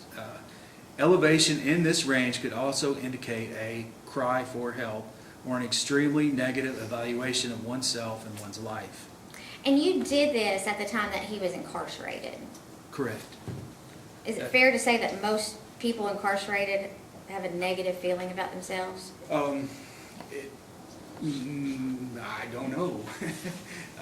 So the other defendant, did he also have, or he or she also have a negative impression of themselves? So the PAI gets at personality. It's a consistent pattern of thinking and feeling and behaving. Personality is set by the time we're 6 years old. So this is going to pick up way beyond just the capture in the moment of David that day in jail. Okay. Now, you had indicated previously that you didn't, what did you indicate about David's drug use? That you didn't know much about it? He talked about smoking marijuana. He told me that he hadn't used anything else. Micah suggested that he thought he probably didn't know what, and there are to my knowledge, there was no toxicology reports showing that he did. So I had no evidence to say that he was using other drugs. But you had evidence that he was using drugs. He told me he was smoking marijuana. Right. Yes. And on page 12, under clinical features, what did you indicate about his use of drugs? And so just to be clear, you say I indicated, this is a computer-generated report using algorithms. Well, this is in your report. Right, So correct. you adopted it? Yeah, I did. Yes. Under clinical features, the second paragraph. Read that first line, please. The respondent indicates that his use of drugs has been sufficient to have had negative consequences on his life. Okay. Now,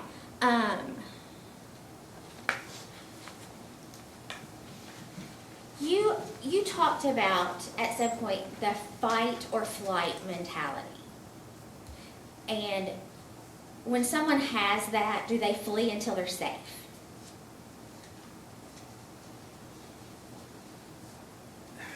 That's a good question. People flee until they're safe if they're in fight or flight. Not always. It can be a combination of responses, but if possible, yes. Okay. And so, when hearing that David didn't hesitate to run at any time after he shot his father, does it surprise you that he indicated in his interview with the detective that he waited outside for his dad? I'm sorry. Okay, so I'm going to point you to a time in this incident when David fled the home, went outside, and he told the detective he waited for his father. If he was outside and away from his father and safe, why would he have waited for his father? I don't know.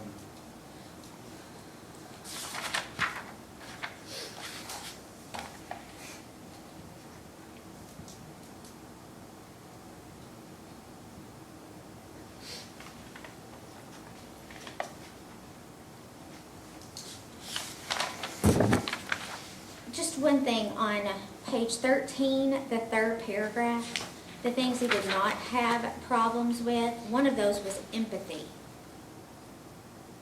Was that just from the computer-generated result? Is that in the self-concept? According to respondent's self-report.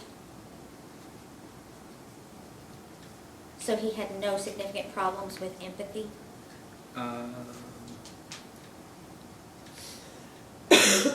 Oh, I see. Correct. According to the PAI report, yes, that is correct.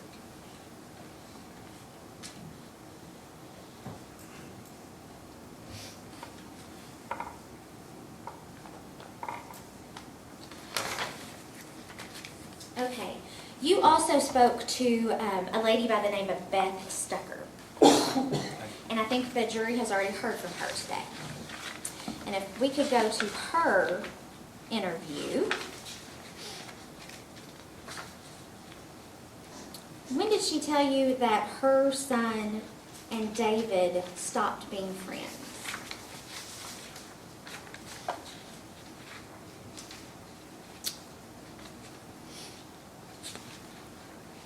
Let me get to that.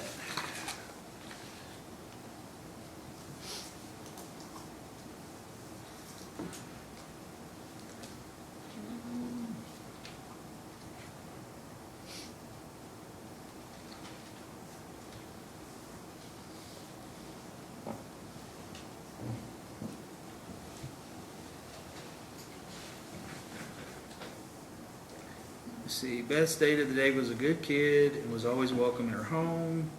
Beth stated that her son stopped being friends with David in high school. Because?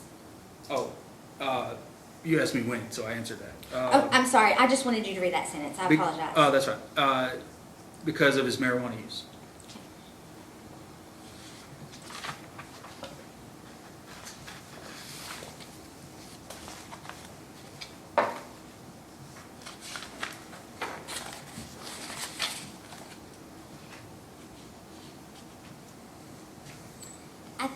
there was some indication that in Micah's interview that you discussed about Brett changing. Yes. He had a traumatic event in his life too, didn't he? With the divorce. He being Micah or Brett. Brett? Divorce is a traumatic event, is it not? It could be for some people.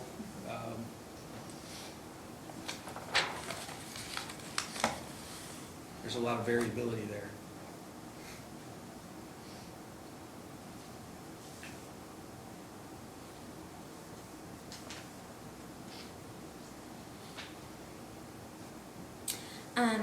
Characteristics of children of alcoholic parents: inconsistency, parent unpredictability, children tend to be fearful, low self-esteem, depression.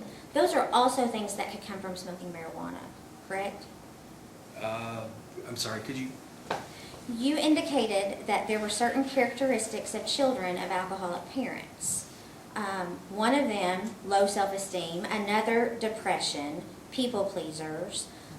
They tend to be fearful, less engaged. That can also come from marijuana use, right? Probably not. In the intoxicated state, people tend to be anxious or sometimes paranoid. Depends a lot on the strain. No, I'm talking about, you said children of alcoholics. Okay. These things, low self-esteem and depression, could also be caused by drug use. Low self-esteem and depression, could they be caused by? It's usually the other way around. People with low self-esteem and drug use or depression. Well, I'm talking about symptoms. Like that's a symptom of drug use. I'm really not trying to be difficult here, but I want to be honest, and I want you to be too. I can't say yes to that. I mean, But it's possible. well, of course it's possible. Okay.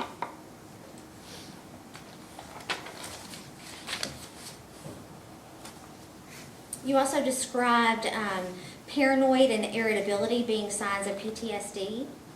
Yes, paranoia and irritability are symptoms of post-traumatic stress disorder. Yes. Is that also, could that also possibly be a symptom of drug use? Paranoia and irritability are usually signs of withdrawal, yes, from use of drugs, yes.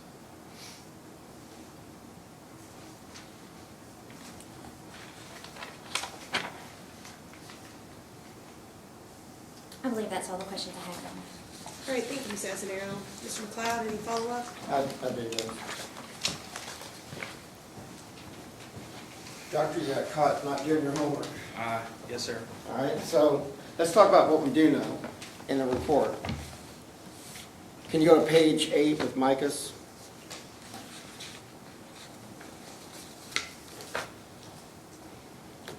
Micah says his father drinks every day, and that was increasing each day, correct? Yes, And he drank even more on the weekends. yes, So he's a daily drinker, he's an alcoholic, right? yes.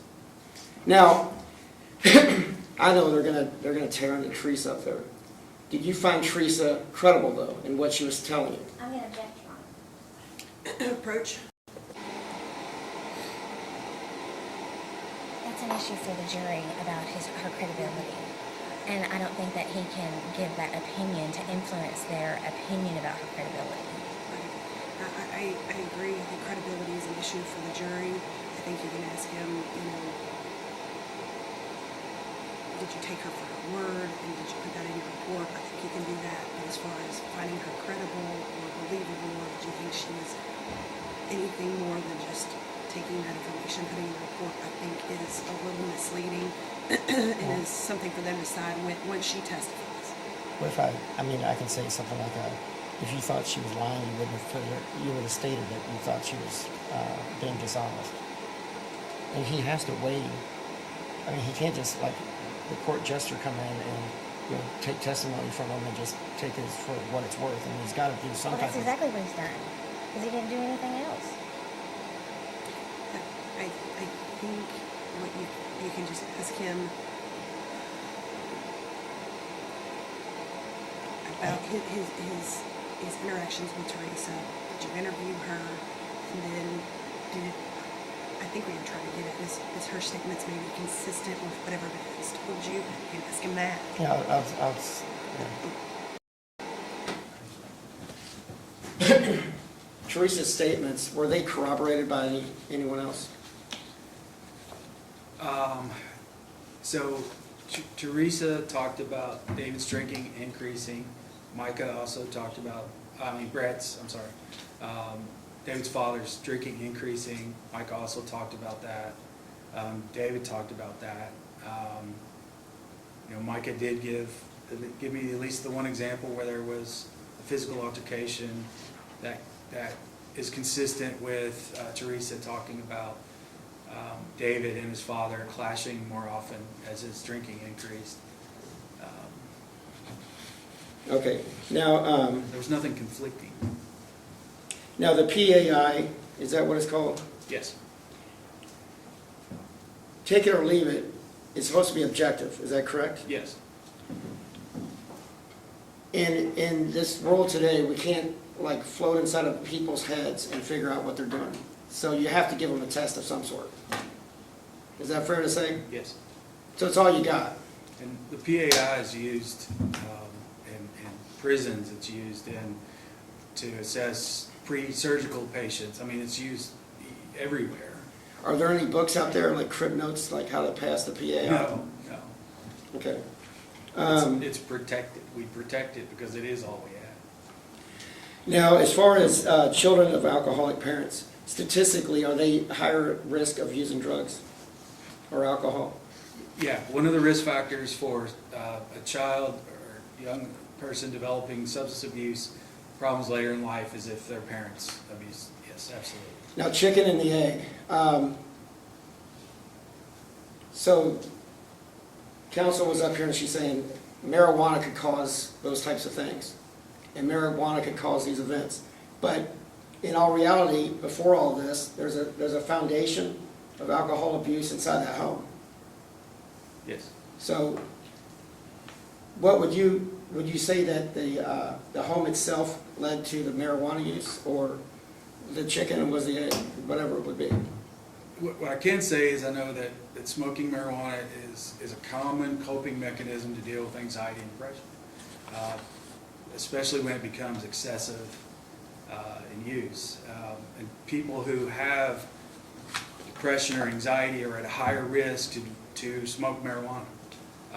And substance abuse treatment, the common treatment now is, used to we would pick one and treat it, but now you have to treat the underlying causes, the depression and anxiety, to make any real progress in treatment.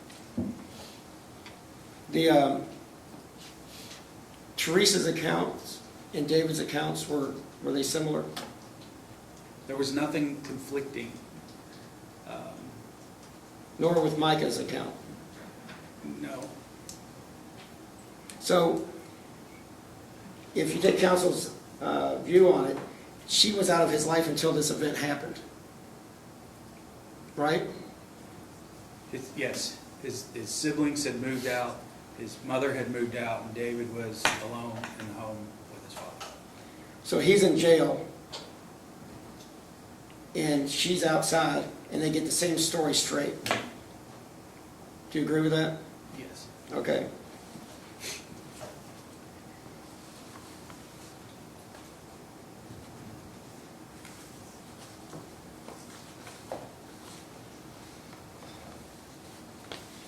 I have no more questions. All right, any follow-up to that? Just one last question, Your Honor. Do you know that David and his mother talk regularly on the phone? No. And they text message each other on the phone and have since he was incarcerated? Do you know that? I didn't know that. You did? I did not know that. You did not know that. Would that change your opinion if you knew that? No, especially because I wrote this report in 2022, and so I don't know what, like the span, you said they do now text No, regularly. they have since he's been in jail. I don't see how she could have influenced his story, or he could have influenced her story. I mean, there was nothing. So you don't see how they could have With got the their facts data, straight? the evidence that I have, there's nothing conflicting, and it is what it is, and Micah's lined up, and Brett Corley's lined up, and Beth Stucker's lined up. I mean, it's a very simple story. It is a simple story, thank you. All right. Dr. Whitten, I think that concludes your testimony. You may be excused. Thank you very much. Thank you very much, Your Honor. All right, at this time, we are going to take a recess. Judge, I need to have the notes, please. Okay, and Dr. Whitten, if you could provide a copy of those notes to council. And we can, if you want to just stick around, we're going to take a recess. We'll take care of that here in just a moment. We will take a little over 15-minute break. We'll reconvene at 11:15. Before you do leave, however, I want to make sure you all have on your juror buttons visible to anybody else that might see you in the courtroom or the courthouse, and administer this admonishment. I want to admonish each of you at this time that it is your duty while this case is in progress not to permit anyone to speak to or communicate with you on any subject connected with this trial, and all attempts to do so should be immediately reported by you to the court. You should not converse amongst yourselves on any subject connected with this trial, nor form nor express an opinion thereon until the case is finally submitted to you for decision. No private investigation or test or search of the internet in an effort to obtain evidence on your own is permissible. I want further to admonish the parties, their attorneys, the witnesses, and anyone else having an interest in the outcome of this case not to have any conversations with any of the jurors serving on this case about any subject whatsoever. All right, you all may be excused. We'll see you back at 11:15. We can go off the record.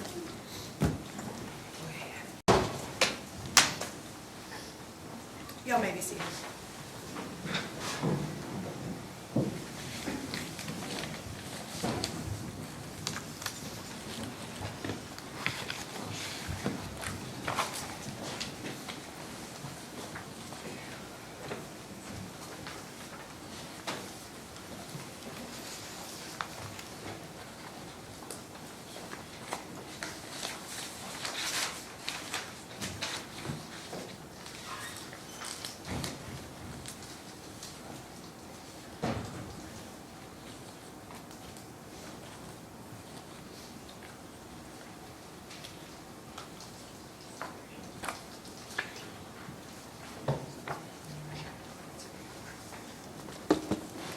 All right, we are back on the record in the matter of Commonwealth versus David Augustine, 20 CR 165.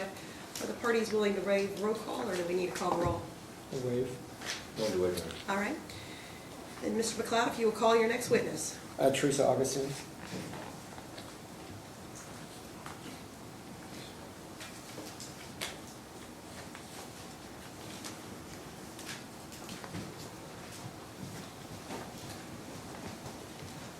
All right, Ms. Augustine, before you have a seat, if you will turn and face me and raise your right hand. Do you swear or affirm the testimony you're about to give will be the truth, the whole truth, and nothing but the truth? I do. All right, you'll have a seat. Teresa, will you introduce yourself to the jury? Hi, my name is Teresa Augustine. I'm David's mother, Brett's ex-wife. Can you tell us about your relationship with Brett Augustine? Brett and I, we didn't have the best relationship. It didn't start off that way, though. But it got quite tumultuous, and near the end it did get a little violent, somewhat violent. Okay. Can you give an example? I'll address two things. Hang on just a minute. Parties can approach.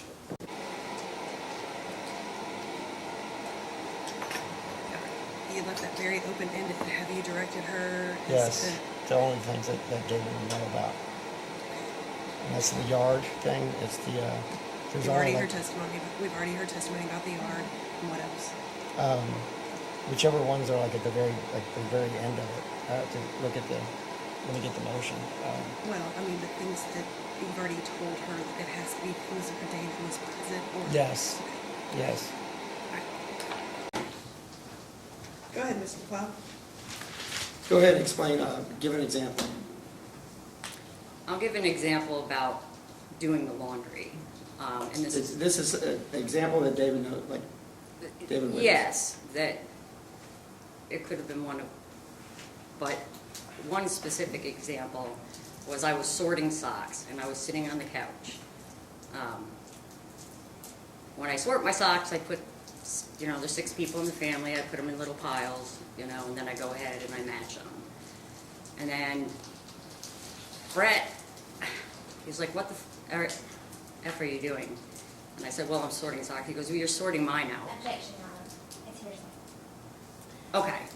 So I'm sorting Hang on out. just a minute. Objection sustained. If you could just talk about what occurred and not statements that were made. Okay, so then it resulted in a verbal altercation at that point. And he walked over. There was whiskey poured on the socks. I was yelled at. My neck was sore after the event. But basically what I did after this happened, and there was a lot of yelling, I picked up all the socks and I brought them back and I put them in the washer. Matter of fact, I think I even took his and threw them outside after that. Okay, now, I guess. Actually, I did throw them outside. Okay. I'm going to get off the track a little bit. I want to talk about, you went through some rough times in your life.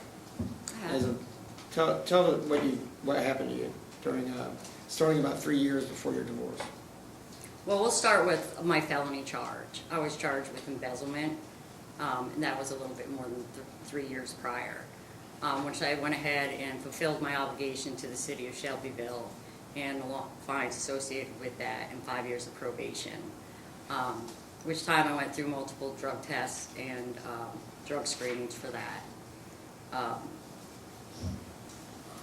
I am an alcoholic. About 3 years prior to separating from my husband, not quite 3,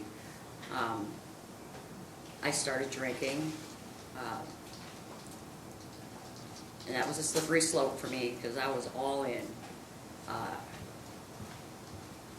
About 27 years or 25 years of marriage, I rarely drank. If I did, it was Super Bowl or Christmas or dinner or something like that.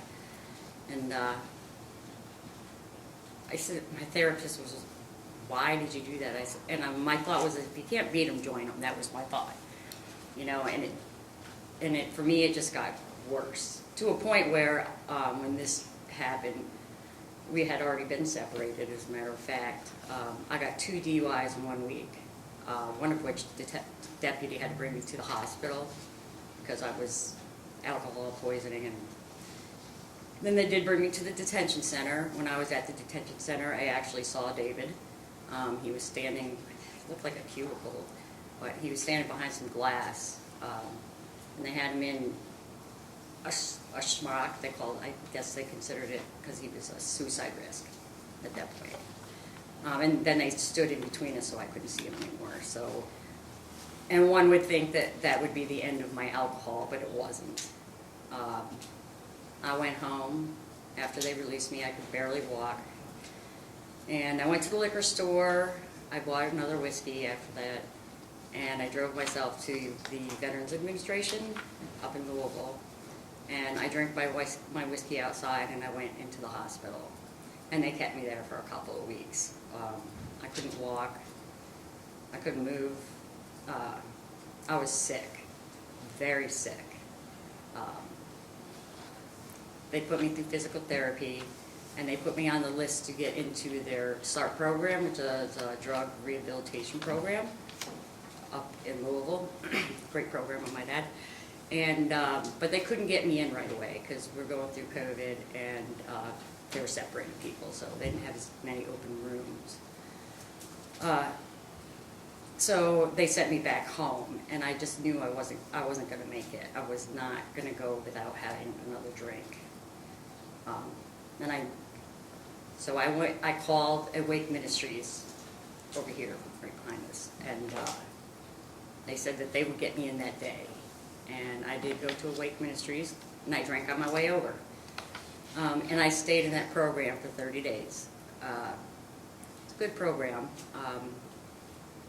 And I made it to a point where I could do my out-treatment, and do their out-treatment program as well. Through that time, I was also going through my drug and alcohol treatments too to end my probation.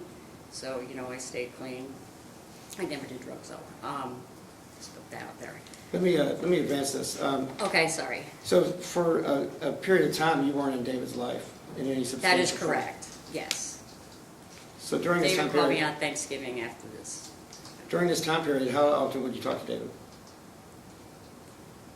After we started talking, when he first called me.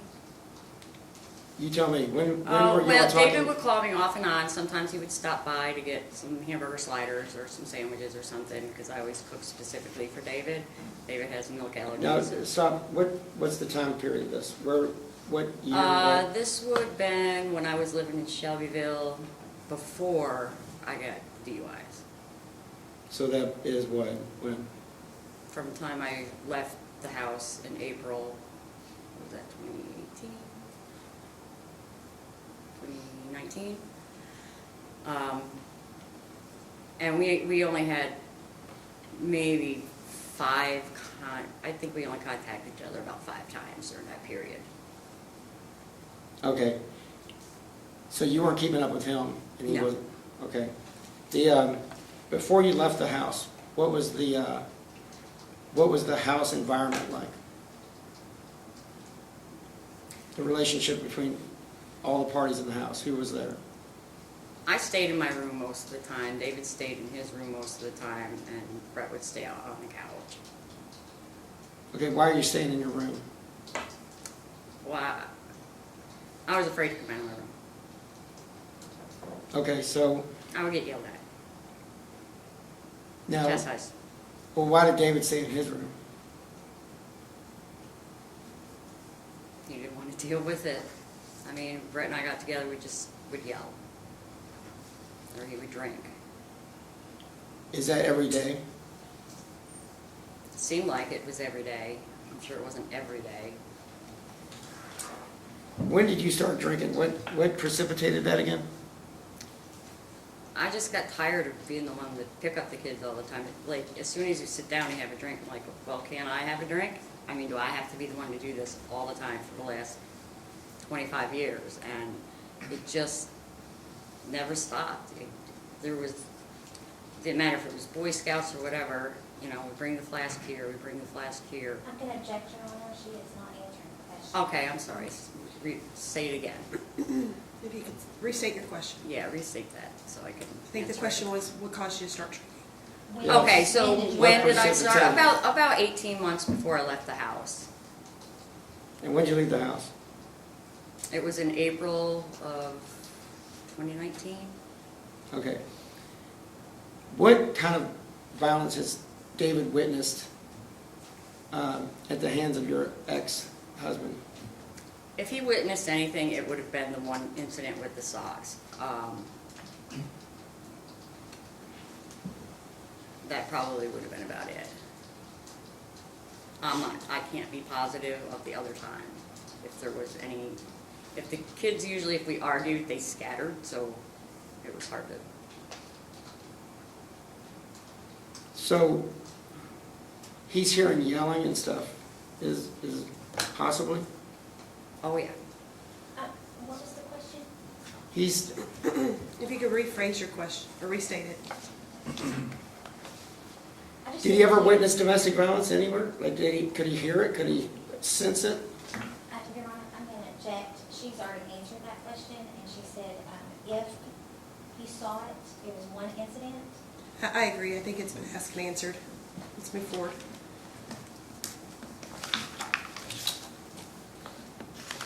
I think if he heard it, that would be different.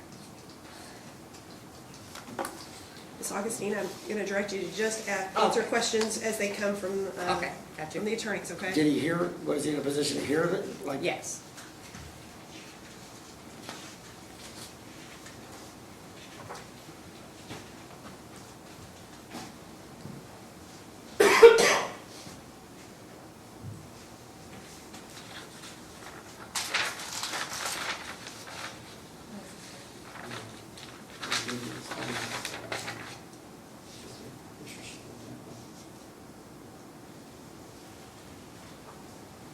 Can you see who's in this picture? Micah, Eric, and David. When was Oh, and that? someone, oh, that was Danielle behind there.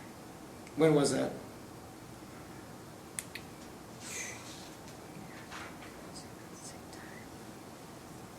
Probably 2015. What are they doing? They're goofing off. They are definitely goofing off. Are they standing on a scale? Yeah, they are. Yep, they sure are. I don't, does that accurately depict the three boys together?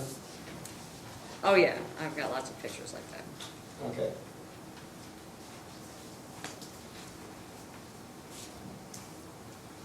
Because these are pictures that have already been put into evidence, but for the Commonwealth. Okay, And so I'm just going to show these things. sure. Can you go through here and identify some of these things? Like, what are those red things right there? And what room is that in? I had the safe moved back into the back of the house. The locked door.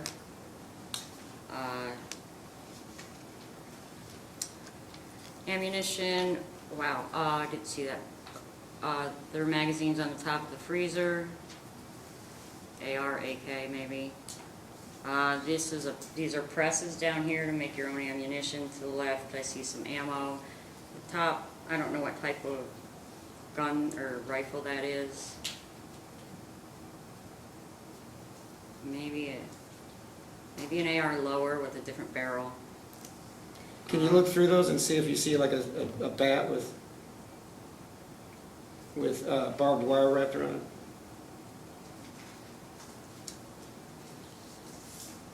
In this photo, If you want to just direct her to the photo, I'm happy here, for you to I'll approach. quickly go through it.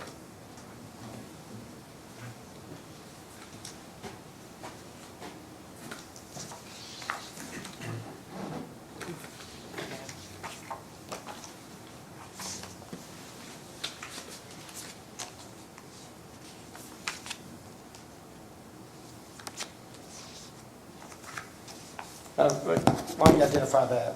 What are those in there? They're a type of what I would call flak jacket, maybe in the middle. No, they're not flak jackets actually. That's just vests that hold ammo. One might be flak jacket, I can't tell. But they hold lots of clips, magazines, ammunition. Where's that? This is the back bedroom. That is Brett's bed that he bought after I left. Bathroom's to the left. Okay, great. I have no more questions. Are you introducing the photo of the boys? No, not right now. Okay. All right, any questions for Ms. Augustine?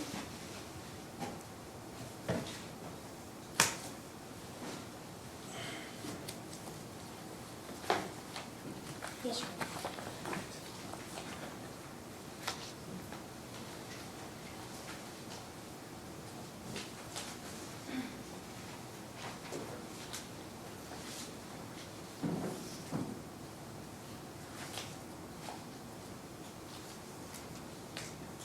What were the specific charges that you pled to?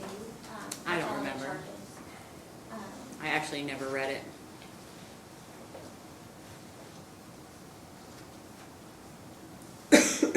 Was it abuse of public trust over $10,000? That's it. Yep. And theft by unlawful taking Yes.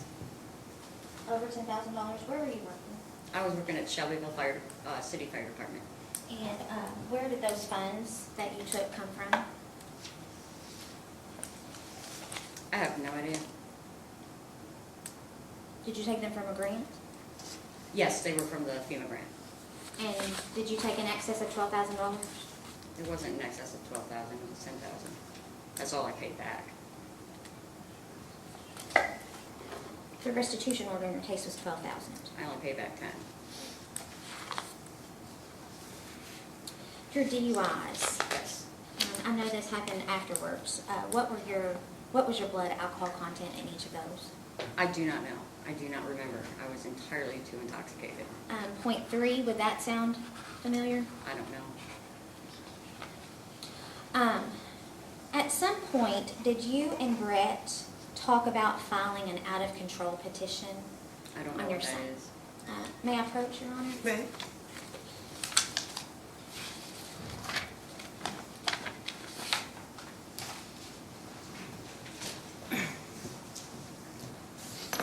Oh, actually, I have that in my car. I did not file that. I know you didn't file it, but did you all talk about filing it? No, I did not talk to her about filing that. So that was your petition or affidavit that you filled out? That's not my handwriting. I'm asking about the typewritten. If you have it in your car, then it would have been yours. I found it in his stuff in my storage unit. I may have filled it out.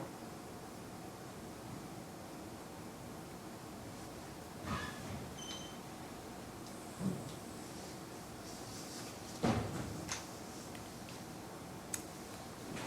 don't recognize it. In this, it talks about efforts made for parents and guardians to improve beyond control measures and dangers to the child and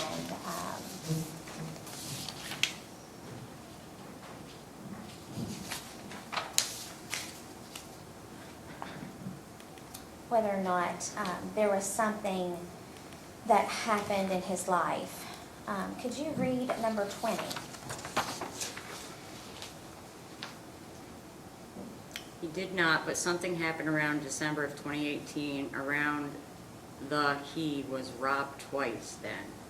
Did that happen? Was he robbed twice in 2018? David was robbed. Okay. Yes, he was. Once from his car, maybe both from his car, I know one definitely. Almost $500. Was he able to keep, or was he, did he receive any disciplinary actions at school?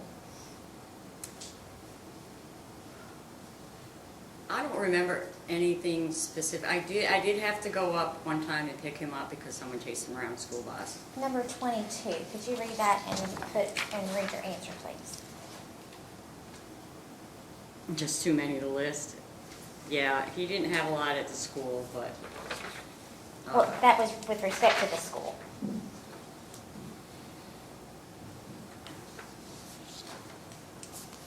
I don't remember.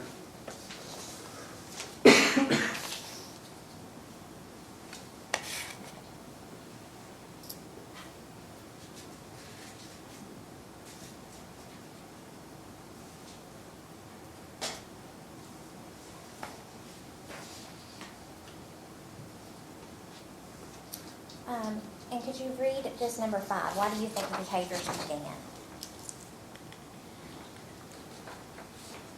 Maybe I have a better. No, that's all right. I just have to change glasses, that's all. I think we both are Right. living in the glasses age. In August of 2018, he was suspended for the first 3 days of school. Why was that? I think it's the next question that I Oh, wanted my you to bad. read. And Ms. Augustine, I'm going to ask you to project your voice. Oh, okay, my bad. I want to make sure everybody can hear Okay, you. January 2018, and lost most of his friends. He was beat up, wrecked 2 cars, started failing school. He does not go to school, or he skips school, that is true. So there were some behavior issues with him. Yes. And do you recognize the handwriting in this? On the bottom, Mm-hmm. if I can get him to go. Yeah, he was hard to get to go to Whose school. handwriting is that? That is not my handwriting. Was it Brett's handwriting? It's possible. That does look like Brett's handwriting. Okay. So the handwriting would have been Brett's and yours would have been the typewritten. Right. So this was something that you all agreed upon. Yeah, we probably worked on it separately and apart. That was something we did when we were apart. Do you recall telling Dr. Witten that everything went to hell after David started smoking weed? I told Dr. Witten that things were much different, yes, when David started marijuana. But I was assuming that, he asked me if David did drugs. I said I was under the impression that he smoked marijuana. Did you not kick him out of your home for smoking marijuana? No, I did not kick David out of the house for smoking marijuana. When did he go live with Micah? I don't remember exactly when he went and lived with Micah. It was in the summer months. Was that while he was living with you alone? Yes. That was actually in the spring.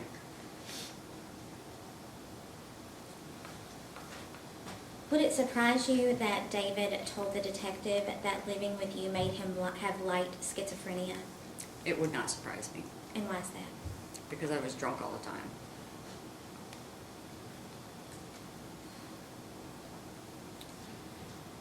You also had a belief that David was using marijuana at the time this occurred. I did. I asked him. In the spring, before I left the house, yes. So that wasn't unreasonable for his father to ask him if he was using. Not at all. I think all parents would ask that question if your eyes are bloodshot. Brett and I have smoked weed before in our lives, so, or I'll talk to myself. I have smoked marijuana in my life, mostly in my 20s, and, you know, when someone's carrying Visine in their car, or with bloodshot eyes coming all the time like that, then my assumption was to ask him if he was smoking marijuana.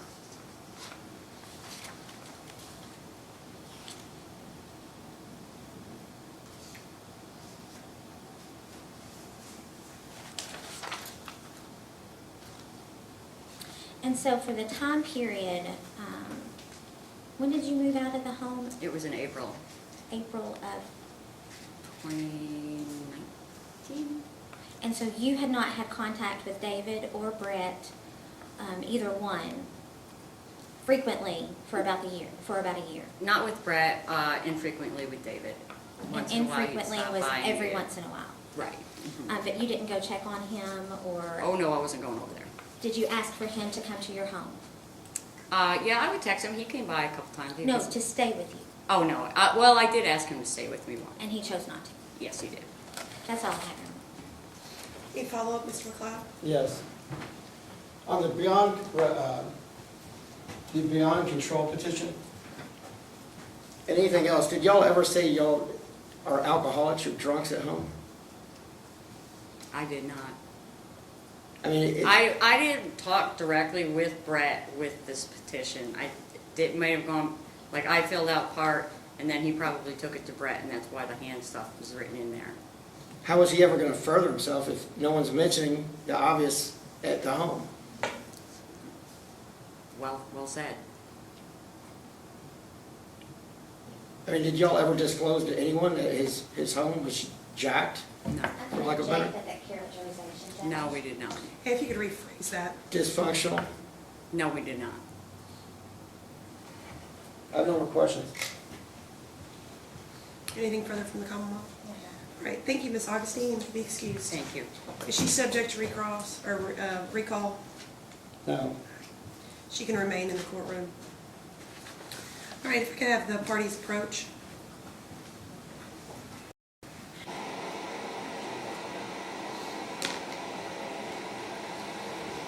Who's your next witness? That'll take a while. Let's go ahead and break for lunch, and then we'll have his testimony. Is that the conclusion of your case? Okay. All right. It's roughly 20 to 12. I'll have it back at 1 o'clock. Okay. All right, at this time, we are going to break for lunch. We will return at 1 o'clock. Make sure while you are out of the courtroom that you do have your juror badges showing so that it is apparent that you are a part of the jury hearing this case. I also need to give you the admonishment before you leave, and I want to admonish each of you at this time that it is your duty while this case is in progress not to permit anyone to speak to or communicate with you on any subject connected with this trial. And all attempts to do so should be immediately reported by you to the court. You should not converse amongst yourselves on any subject connected with the trial, nor form nor express an opinion thereon until the case is finally submitted to you for decision. No private investigation or test or search of the internet in an effort to obtain evidence on your own is permissible. I want further to admonish the parties, their attorneys, the witnesses, and anyone else having an interest in the outcome of this case not to have any conversations with any of the jurors serving on this case about any subject whatsoever. All right, make sure you leave your notepads in your chairs or right in front of you, and we will see everyone back at 1 o'clock. Thank you.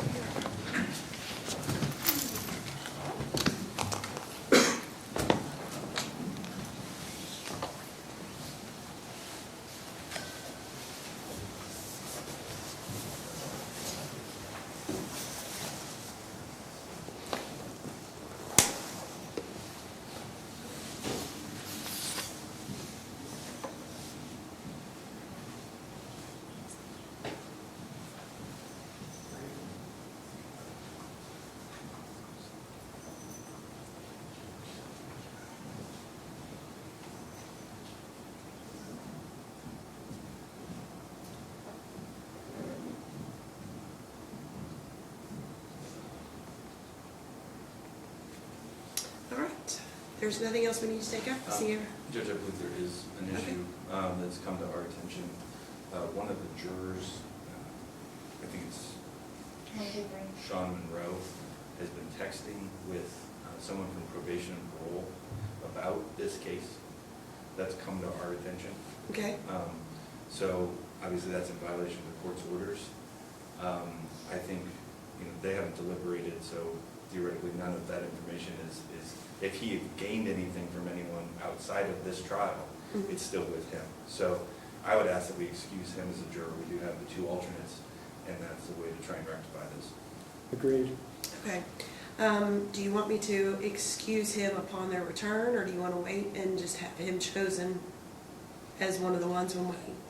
From my perspective, I think there's just more worry. The longer he's here, the more risk there is that something... That he could share any of that information? Yes. And it sends a message too, like everyone, don't talk, don't text. I don't- totally agree. I just wanted to get the feel from the parties. All right, well, when we return from lunch, I will call Mr. Monroe forward, and we're talking about Sean Monroe, number 154, correct? That's our understanding. Okay, That's the information that we have, Judge. It came to me 10 minutes ago. okay. All right, well, when he returns, we will, I'll have him approach the bench, let him know that we become aware of that communication, and he'll be dismissed. I didn't know y'all had an intel unit. Probation and parole, he apparently was employed in probation and parole, and he's reached out to one of their officers. That's great. So I appreciate Wow. that, the notice. I think he needs to be held in contempt, quite frankly, but that's a different story for a different day. Well, is there a motion for that from the court, or from the Commonwealth? At this point, I think we'd reserve that Okay. motion. All right, This we'll is- just excuse him when he returns. I'll make note, and we'll see everybody back at 1 o'clock. Thank you. Judge.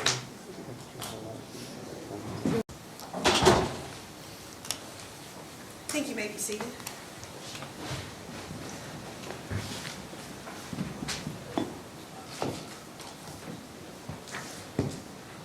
All right, we are back on the record in the matter of Commonwealth versus David Augustine, 20 CR 165. Before we get started, if I could have counsel approach.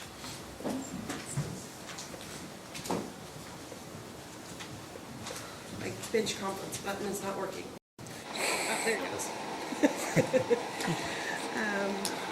I'm gonna, while you all are here, call Mr. Monroe forward and go ahead and dismiss him. And is there any other matters we need to take up?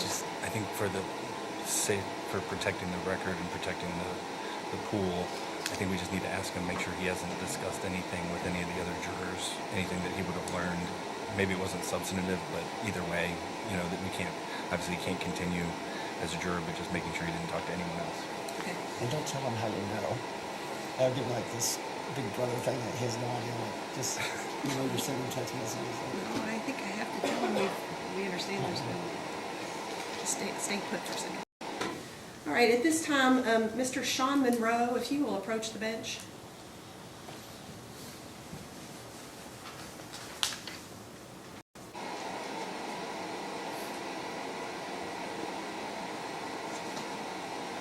Good afternoon.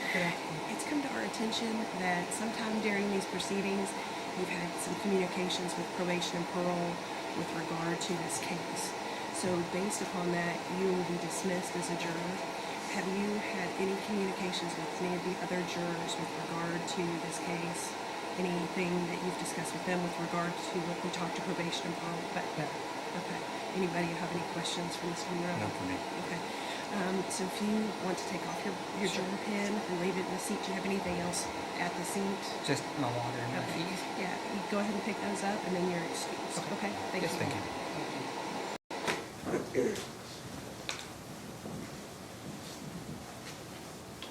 All right, Mr. Monroe has been excused from the remainder of this trial, so he's going to get his personal belongings.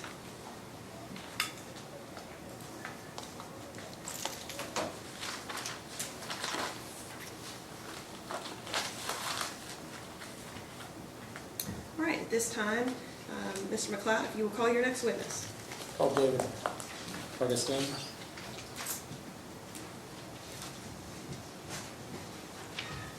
All right, Mr. Augustine, if you would Raise your right hand. Do you swear or affirm the testimony you're about to give will be the truth, the whole truth, and nothing but the truth? All right, you'll have a seat. David, introduce yourself to the jury. I'm David Augustine. I'm the defendant in this case.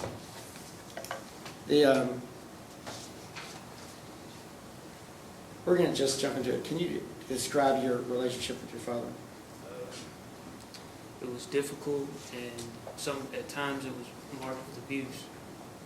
And Mr. Augustine, I'm going to ask you to speak up. Yes, ma'am. Sound kind of does get lost in this room, so if you'll speak up and make sure that everybody can hear you, okay? Yes, ma'am. Can you give examples of how your father's behavior affected you growing up? It caused a lot of stress, made me anxious, and at times I was also scared and frightened. Were you aware of any domestic instances of domestic violence between your parents? Yes, sir. What can you give me an instance? Earlier, my mom even spoke on briefly the incident about the socks when my dad grabbed the back of her neck and had led her out of the house and pretty much forced her to pick up his belongings. Was there one where you were in your room hiding? Yes, sir. There was one. There was a lot of times when they were arguing. I would be in my room. I kind of wanted to stay out of the situation. I felt like that was in my best interest. And yes, there was moments where they would be very loud. There was incidences where I heard a loud smack, and then there was crying afterwards. There was a few incidences, yes, sir. There was times when it was physical with you. Yes, sir. And that was increasing in time? Yes, sir. Leading up to the incident, it was increasing it was frequency. Increasing. Yes, sir. Explain one of them. Wait. Okay. One time, I went to the kitchen to make something to eat, and my father came in from the deck, and at this time I was currently unemployed. So he asked me if I had gotten a job yet, and at the time I recently had been on websites I was submitting applications, and I just had not heard back from any of my applications, and he knew that because we would go over this almost every day. At that day though, I told him that I had not heard anything back. He told me that I was doing nothing with my life, and the argument actually escalated, and he had grabbed my forearms and was shaking them while I was sitting in the massage chair in the living room. And then from there, I'd forgotten my food in the microwave and went back to my bedroom. I wanted to get away from the situation. Okay, did anything happen after that? No, sir. Okay. Now, you're a teenager. I mean, if I want my son to be doing something, I'm going to dig into him. Yeah. Is it a different feeling than that?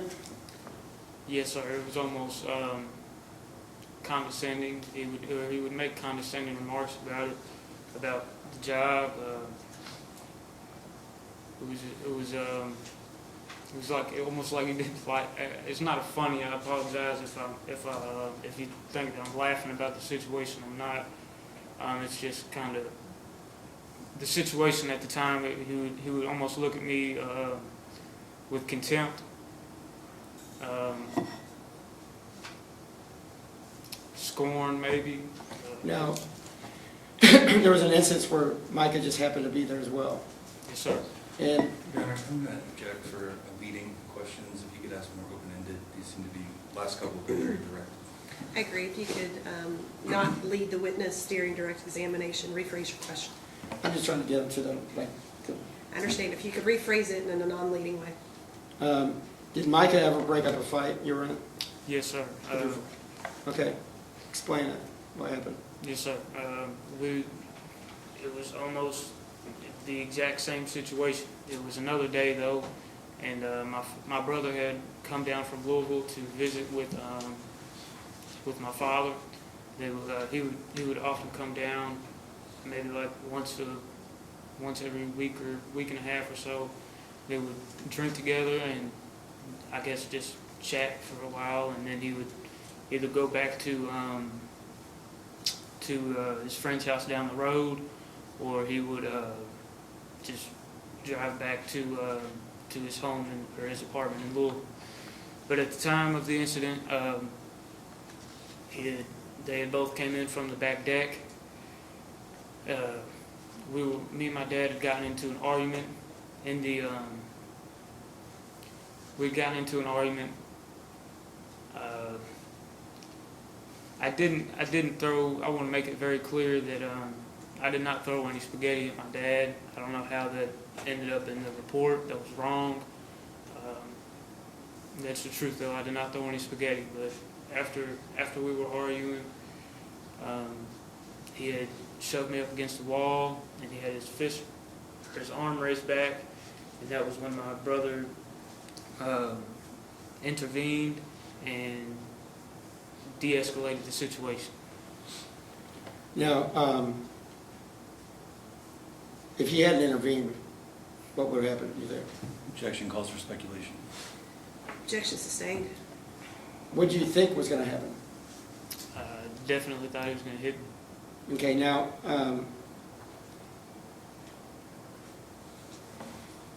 did you live with Micah for a while at some point? Yes, sir. What precipitated that? That was the same night that incident occurred, actually.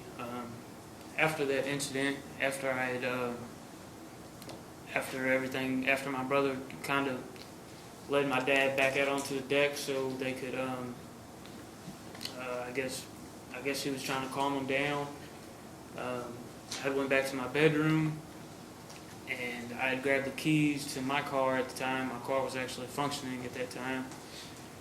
And I had, I drove to a church on, I don't know the exact name of the road, but I drove to a church. And I told my girlfriend at the time where I was at. She had then told my brother. And then he had came to the church. And then I had got in the truck with him and went back to his apartment. Was the situation still hot at the house?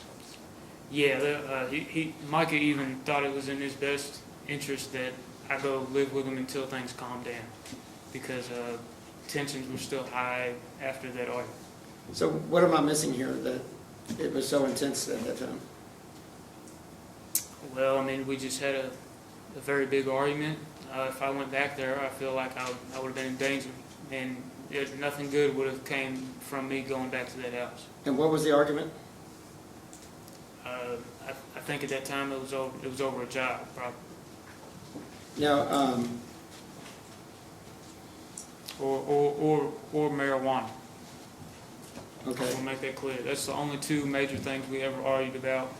Was either, at the time, I think I was unemployed for about 2 months.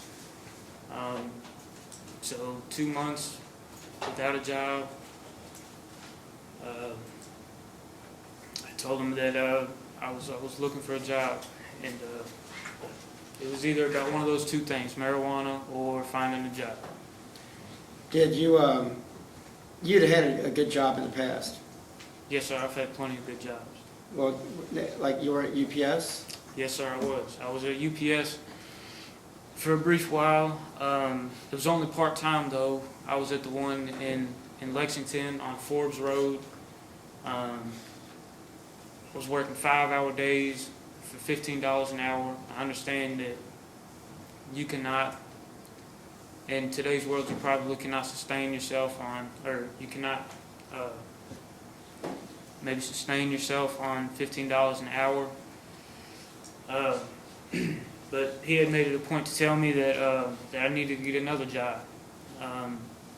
So made it a point to tell me that. It was not good enough for him. Even though I was working at the time, so in my head, at the current time of thinking, I didn't know that there was a point to even keeping the job. That was just the way I felt.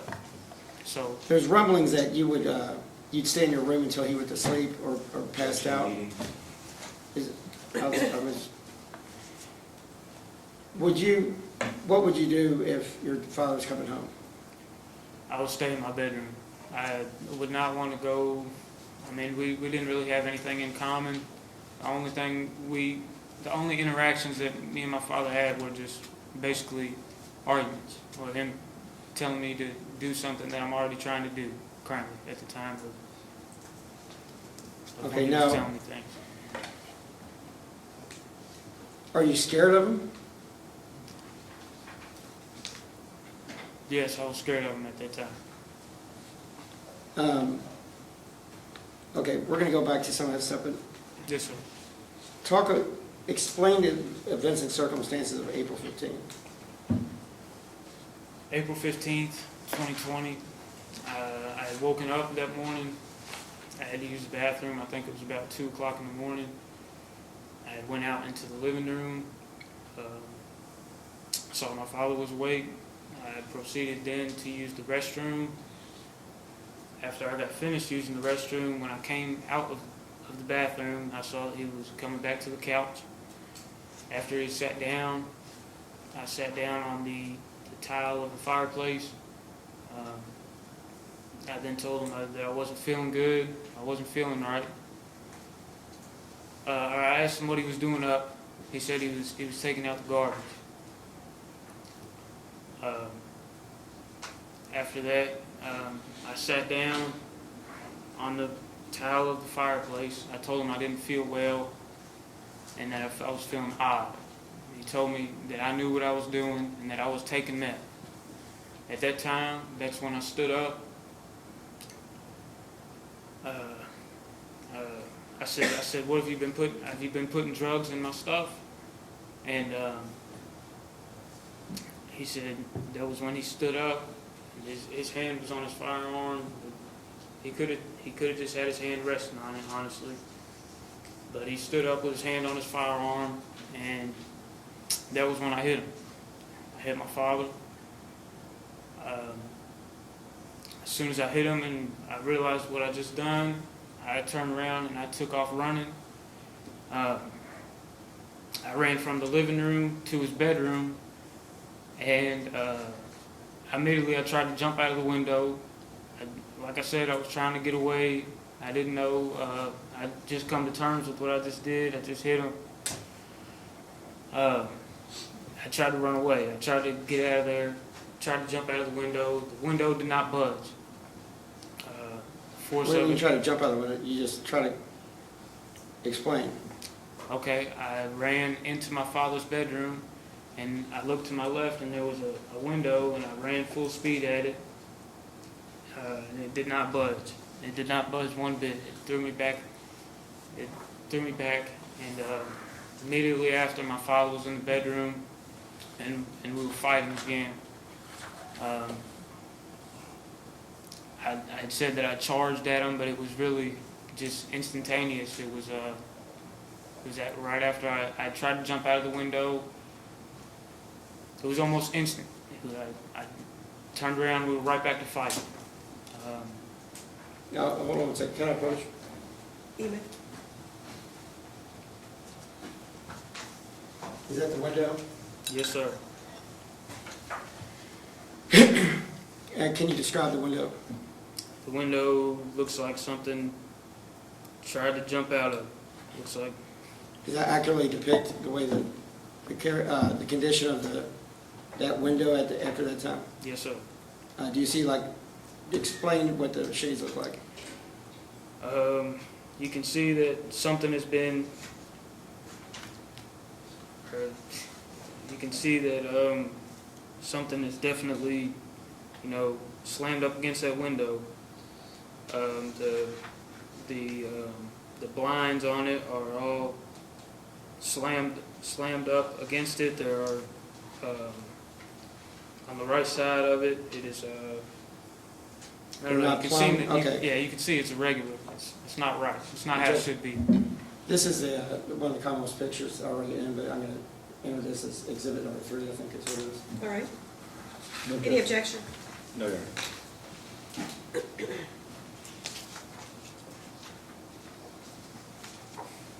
I publish it. Okay. And, Your Honor, can I take a look at that just before you publish it? Yes.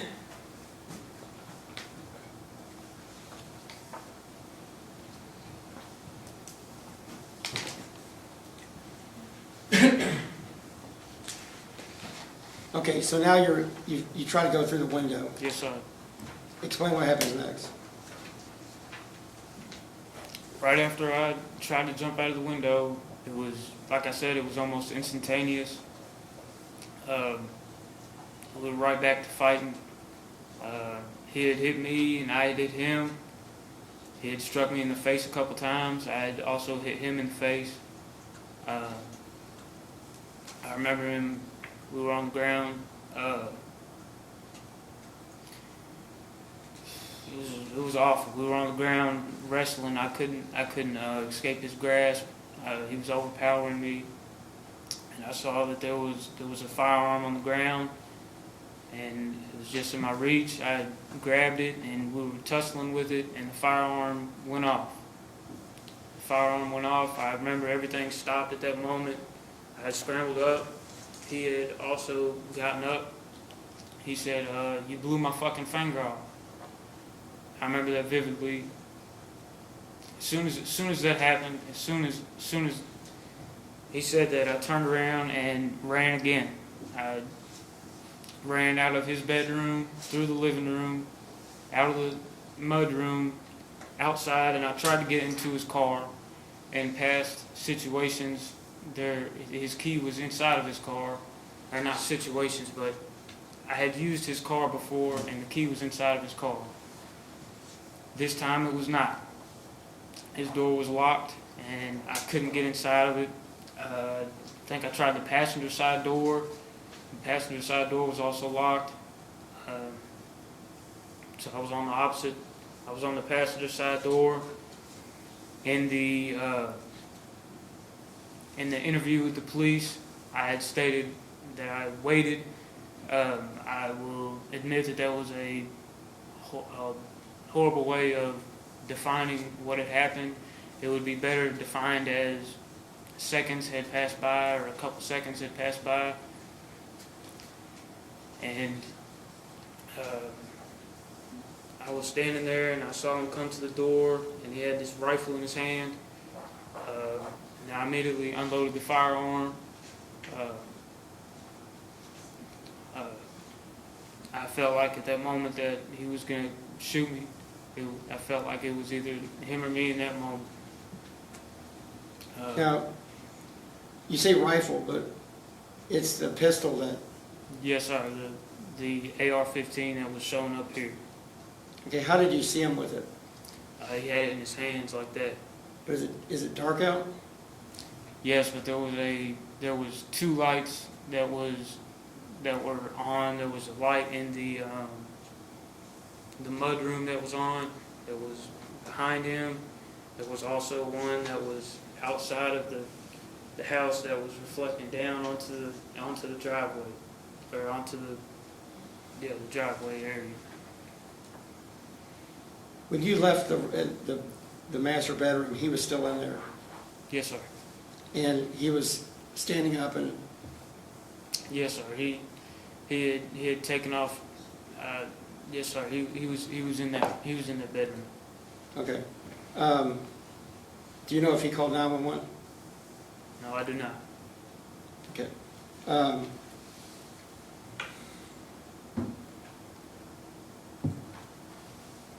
So he's out there with a gun. Yes, sir. And where are you in relationship to your car when you start shooting?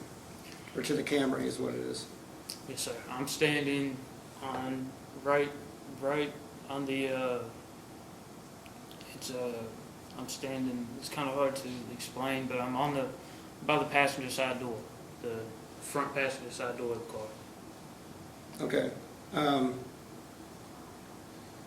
Does he see where you are? He was looking for me. Yes, Okay. sir, he was definitely looking for me. And the gun that he had, are you familiar with that gun? Yes, sir. Okay, so now, tell me what happens next. You unload the weapon, what happens? Yes, sir. I unloaded the weapon. I think I know my ears were ringing very badly. My head was pounding. I had went back into the house because I wanted to get out of it. I wanted to leave the situation. I had to get the key to the car. I was in shock at what just happened. I went back inside, my ears were ringing and my head was pounding. I remember vividly I made a glass of water. I was trying to collect myself because it felt like my head was about to explode. I sat down at the kitchen table. Well, before that, I had shot one time out of the front door into the air, and then I had shot at the back window of the back door. Why did you do that? I don't know why I did that. I don't know. Did you reload the weapon? No, sir. How many bullets were in the gun? I don't know. Did you shoot it until it was done? I don't recall. I know I had shot a few times when I was outside by the Camry, and then I shot once at the air, and then I shot once at the back door whenever I went back inside the house. Did your father have a gun? Yes, sir. Okay. Why did you move the guns to the kitchen table? I don't know. It was right in the middle of the mudroom floor, and I had put the pistol I put the pistol and the other pistol on the kitchen table. I don't know why I put it on the kitchen table. Okay. Then what'd you do after that? After that, like I said, I was trying to collect myself. Honestly, I felt like I was about to pass out. I drank some water. I tried to call the cops. I did call the cops.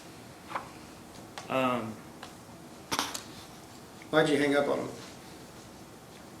I thought, I don't know, I thought they were going to kill me. I thought they were going to shoot me if they had showed up.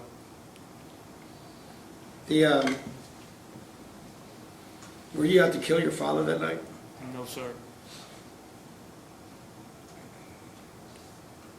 You hadn't planned this? No, sir. Or waiting in the back for him? No, sir.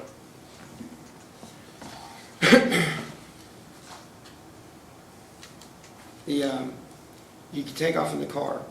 Yes, sir. Yeah, okay. You want me to?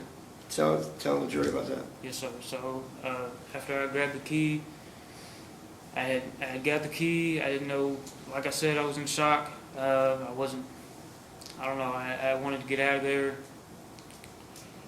I grabbed the key, and I immediately went to his car, and I got out of there. I remember I was driving around in Louisville for a little bit.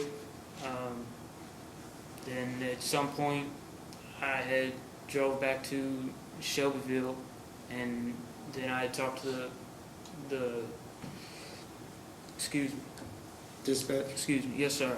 I talked to the dispatch on the phone, and they had told me to go to Governor Square.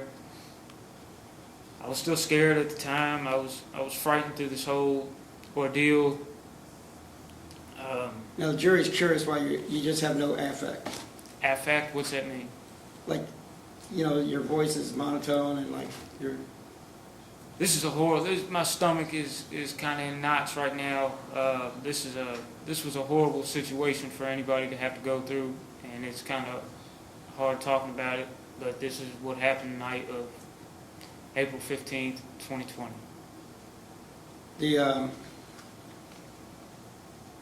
Okay, so they finally they pick you up, right? Yes, sir.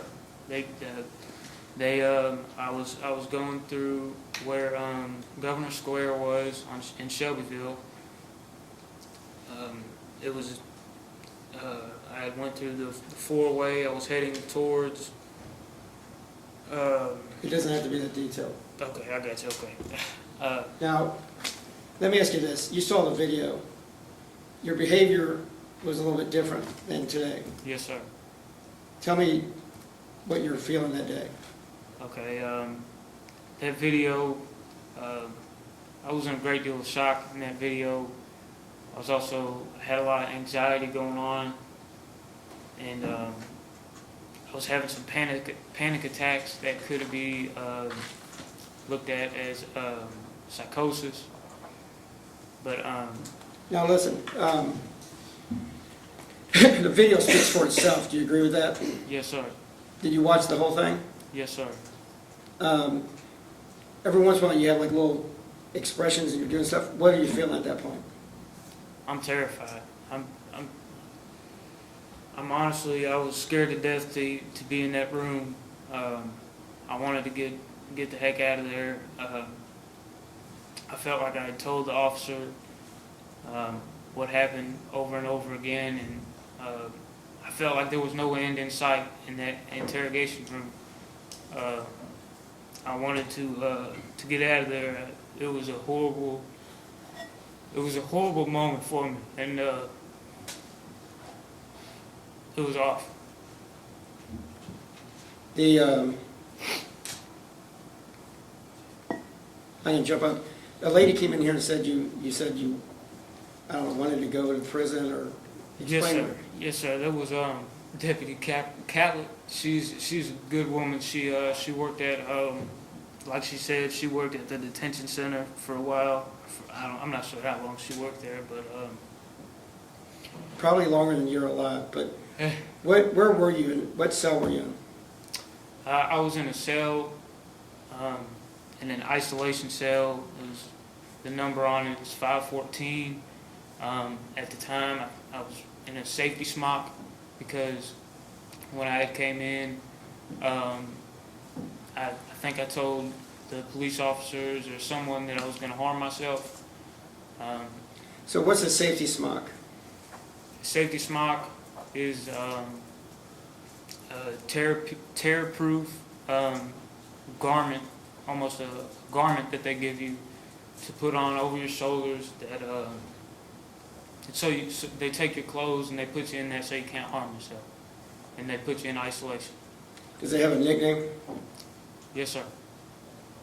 The nickname is called a turtle suit. Because it kind of holds your arms out and like Yes, sir. screen? Yes, sir. Okay. That's when that conversation happened? Yes, sir. Now,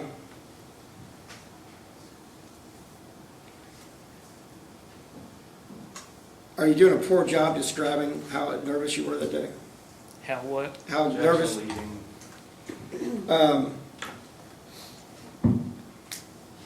There was other times he got physical. Yes, sir.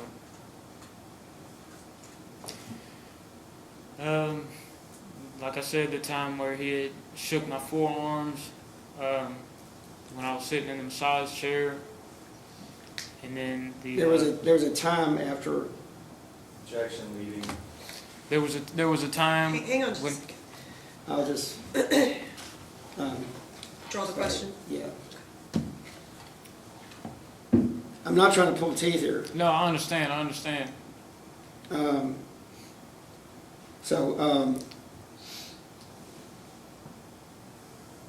When's the last time you and your father had had a conversation of any substance before this? Substance.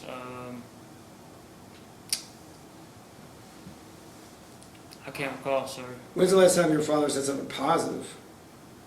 I can't recall that either. Not that you're working for Smiling Faces, okay? I'm just asking, what was his, his delivery to you?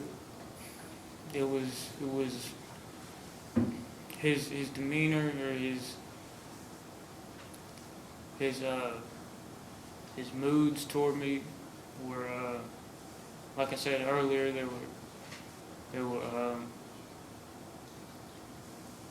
could range from condescending to looking just at me with almost contempt, like he didn't like me, or he just was almost ashamed of me. Did he treat you, Micah, and Eric the same? No. Now, Micah took you to the brook, correct? Yes, sir. I have no more questions. Great. Thank you, Mr. McLeod. Mr. Fee? Thank you, Your Honor. Can I have exhibits 17 and 18, please? Yes.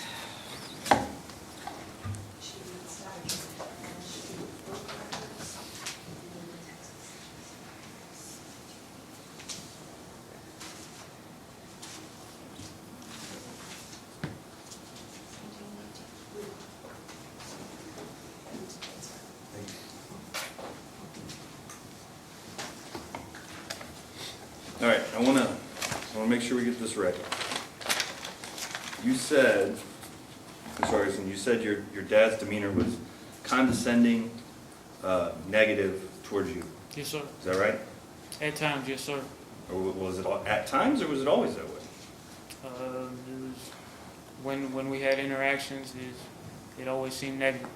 You mean when you guys had arguments? No, I mean when we almost any time that we talked, it was almost always negative. Okay. So how long are you telling the jury that went on for?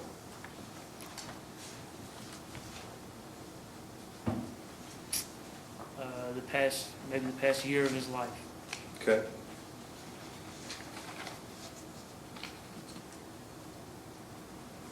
So, do you remember going to the brook? Yes, sir. You do? Yes, sir. Okay. Do you remember filling out some intake forms? Yes, sir. Okay. Do you remember when they asked you who are the most important people in your life? Yes, sir.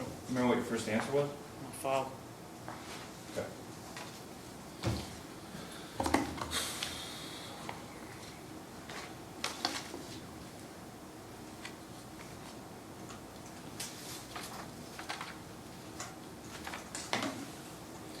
Do you remember them asking you why you were there?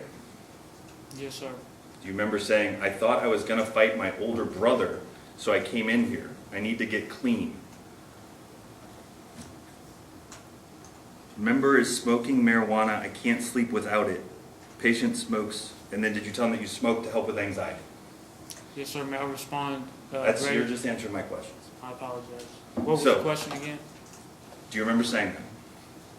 Yes or no? Yes, sir. Thank you. Yes, sir.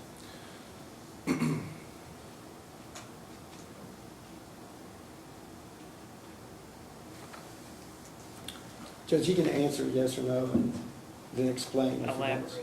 Correct. He has to answer the questions that Mr. Fee poses to him. That's correct. You and your father had been arguing about marijuana. You testified to that on direct, correct?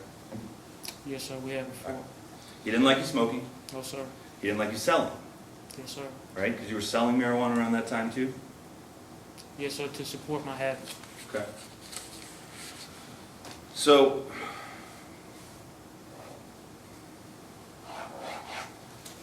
you think was that fair for your dad to not want you to smoke? Of course. Okay. And you're telling, I'm kind of jumping around here, and that's parts on that is on me, but you just sat there and said you don't know what Dr. Whitten was talking about with the spaghetti. I think he called it ravioli. No, I know what he was referring to. He was referring to the clinical interview, but I never threw any spaghetti at my father. So why would your brother Micah have told him that? I don't know. He may have. I'm not sure, sir. Okay, but you're telling this jury right now that you never did anything to provoke your father. I'm telling the jury that I did not throw the spaghetti at my father. Did you throw it someplace else? No, sir. Okay. So you talked about that time when he grabbed you in the massage chair and he was shaking your arms, right? Yes, sir. Do you think he was going to kill you then? I thought he was gonna harm me greatly. That was one of 2 times that he's ever been physical with you, right? Yes, sir. That's it. He wasn't physical. He didn't hit you first on April 15th, did he? No, sir. I You hit him did first. that. You started that fight, didn't you? Yes, sir. Okay. You have talked about your mom some. I noticed when she was here, you got emotional. Yes, sir, definitely. But you actually left living with your mom to live with your dad, correct? Well, my mom had actually left the house, and my dad had moved back in. Okay. But you didn't go with your mom. No, sir. Okay.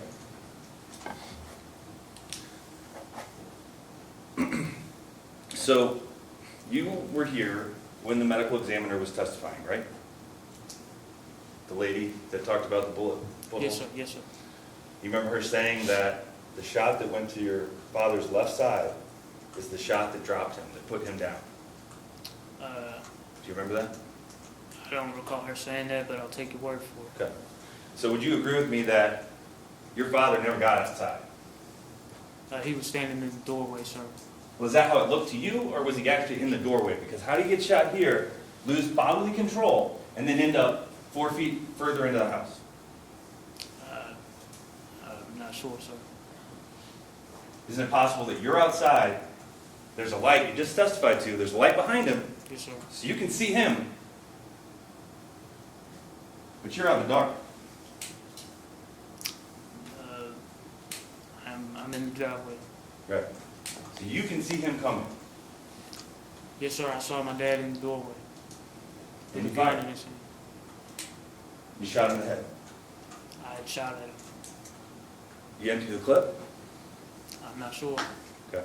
I fired 2 times after I went back into the house, so I couldn't have emptied the magazine. All right. You had testified that in the bedroom, you bounced off the window, Yes, sir. and then you were just amazing, like just right back into that fight, right? It was almost instant. Okay. You picked up the gun, right? What are you asking me? Did you pick up the gun during that fight? When we were on the ground, sir. Right. When we were wrestling. But When he your had dad me- didn't take the gun out of his holster, did he? No, he had fell on the ground. Okay, fell up. And you picked it up. While he was overpowering me, and I couldn't get out of his grasp. Yes, sir. You couldn't get out of his grasp, but yet you picked up the gun and somehow shot him through his pinky and his arm. I'm not sure if I shot him in the arm or... Did he tell you, did he beg for his life? Man, Did he? come on. No. Did he? There's What's a this look like? man. Where are my hands? It looked like they're in front of... Bullet through here, bullet through here. Yes, sir.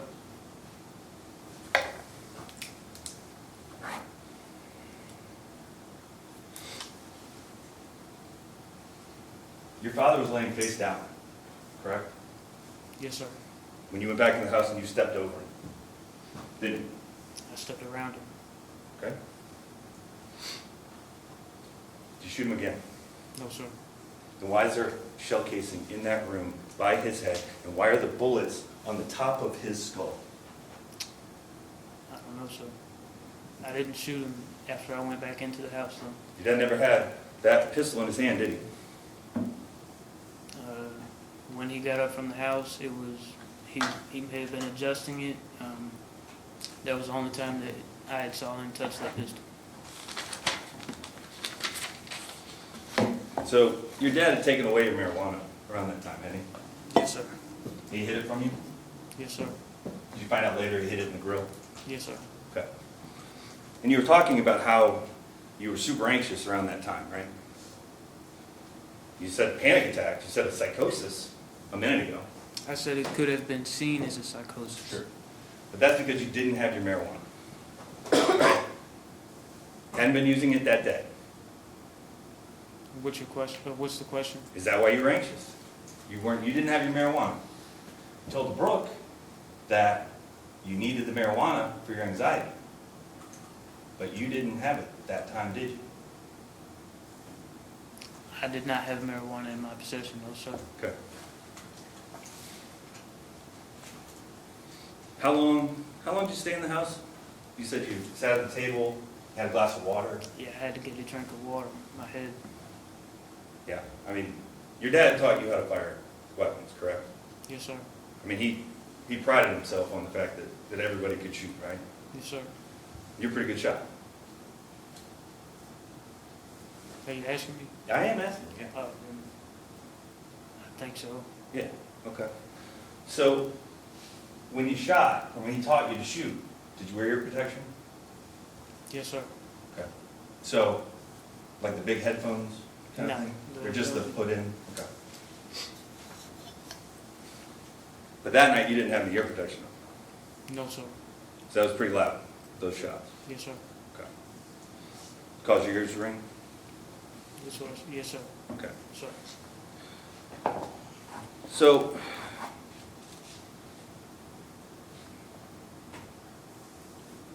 you agree with me that your first call, or the shots rather, were around 2:30 in the morning?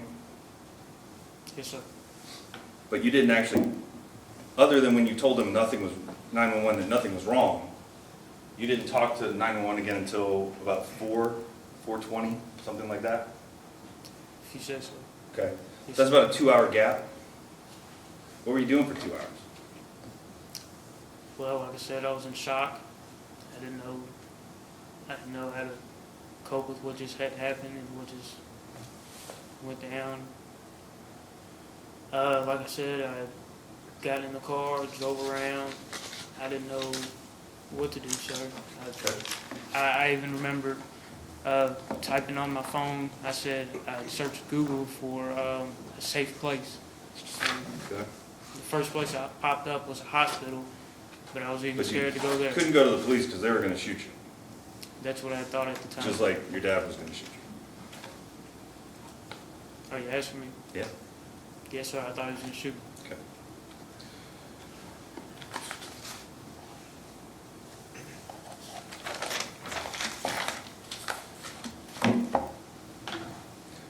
So you knew Trooper McCormick lived about 100 yards from you.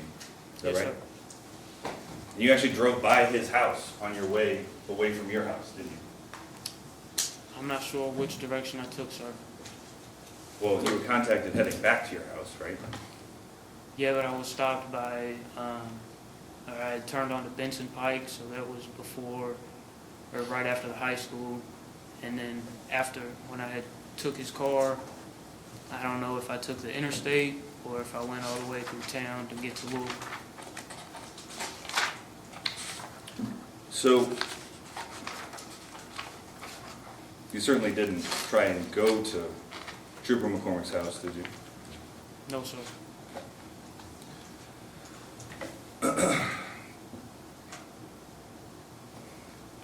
Do you remember trying to text or texting with Rick Corley around April 14th? The day before, 2 days before? I saw the text messages, yes, sir. Yeah. Are those your text messages? Yes, sir. Nobody else took your phone and sent them? No, sir. Okay. So, you did say, and I'm going to just read it, kind of weird to just say out of the blue, LOL, but I'm going to do some research and get back to you if I lost my mind or not, man.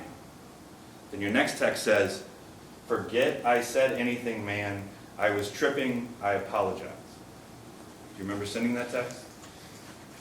It was 4 years ago. I will. If I show you this, would it refresh your recollection? I'll say that I sent that text message, yes, sir. Okay. And then his response is the brook. Is that right? Yes, sir. So then you went to the brook after that. Yes, sir. My brother took me to the brook. Not because when you got to the brook, now we got those records, right? It wasn't because you said you were being so bullied and beaten by your father. It was because you need to get clean. In that packet, it says that I had refused to talk about that. Now, in this packet, it says that you were worried about getting in a fight with your older brother, doesn't it? Yes, sir, but it also says that as well.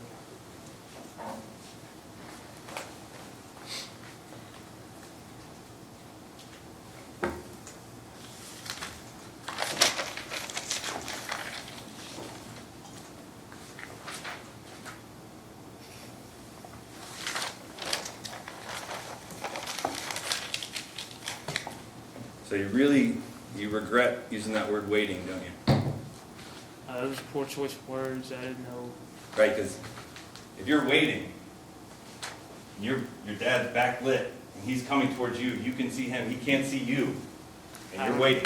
I don't know if he could see me or not. I mean, like I said, there was a light that was literally directed right down on top of his car, and I was right on the other side. Would you agree with me? It's pretty dark out there, in that Yes, part sir. of it. It's 2 in the morning.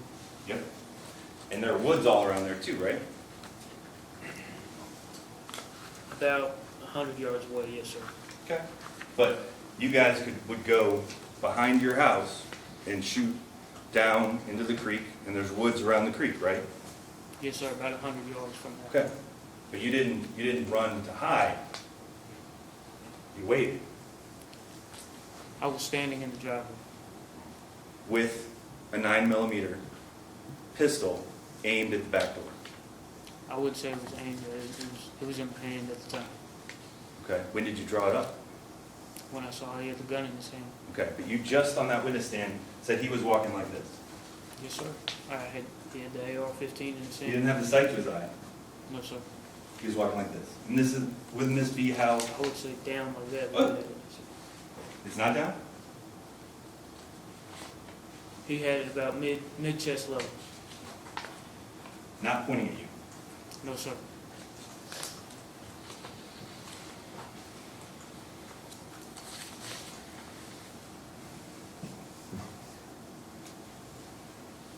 No more questions. Thank you, Mr. Fee. Any follow-up, Mr. Cloud? Yes, sir. You heard the gun expert. What's that? Were you listening when the gun expert was testifying? Yes, sir. What did he say about that gun? He said it was good for, what was the word? Urban areas, that it was good for hunting small game. Well, did I ask him if it was good for That might have been. defense of a house? Yes, sir. And he said, well, but I wouldn't use it. Right? Yes. Now,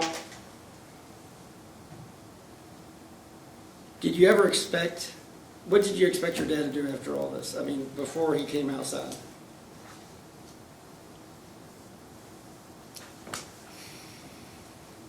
Had you taken his cell phone? No, sir.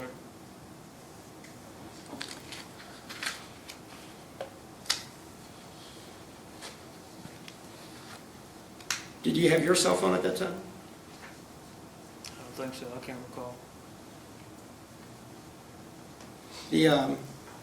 Why didn't you run out of the woods? I'm not sure. Like I said, I tried to get into the car and get out of there, but the keys were not in the car and the car was locked, so I didn't know what to do, sir. Is there much to hide out around that area in the end of winter?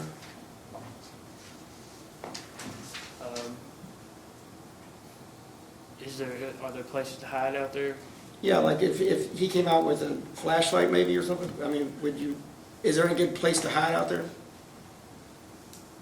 I mean, I could have ran into the woods about 100 yards away, but other than that, I don't know. I could have ran on the other side of the shed. I guess I wasn't trying to find places to hide. I was just trying to get away at that time, so. Okay. Did you expect him to come after you? No, sir. Do you think that's what he's doing? What You think he was coming after you? Yes, sir. Can you think of any reason why your father would have showed up with an AR-15 at that door with a ACC black hollow bullets? So, Now, I'm going to show you this at the Brook Hospital.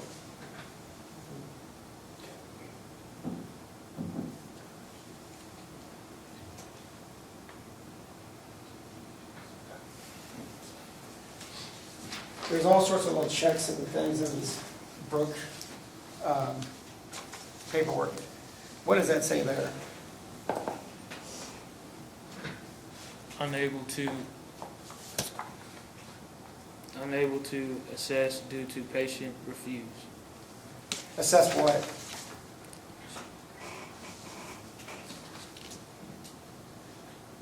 Trauma and abuse. So you refuse to answer about trauma and abuse? Right? Yes, sir, I refuse. Do you ever talk about your father's alcohol and abuse? No, sir, I try to leave everything. I don't like talking about other people's business. If it's not my business, or if it's not anyone else's business, I don't like putting it out there. Yeah, but you're kind of in a pickle. Objection, leading. You can rephrase. You're talking to the detective for an hour or so, right? Yes, sir, I was talking to the detective for a long time. Why didn't you tell him your dad was drunk or abusive? What's going on? Why aren't you talking about something? I'm in shock at the time. I don't think I don't know, I was having panic attacks. You agree with everyone. What's that? You agree with everyone. That's what the problem. Objection, leading. Judge, I don't have any more questions. Okay. That's a strike. As to strike that last statement from counsel. Any follow-up? No. All right. Mr. Augustine, you are excused. Return to your seat at the table. Yes, ma'am. All right, if I could have counsel approach.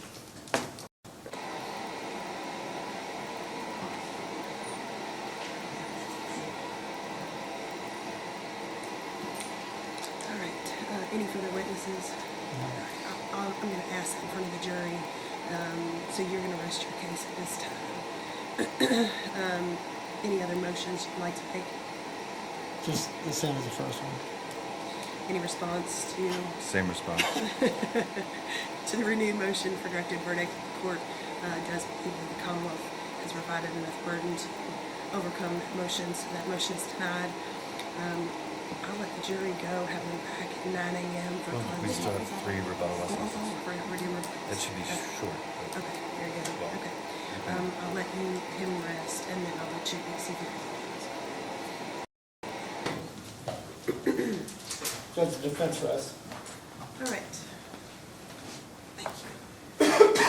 All right, now that the defense has rested their case, does the Commonwealth have any rebuttal witnesses? Yes, Your Honor. At this time, the people call Kenneth Augustine.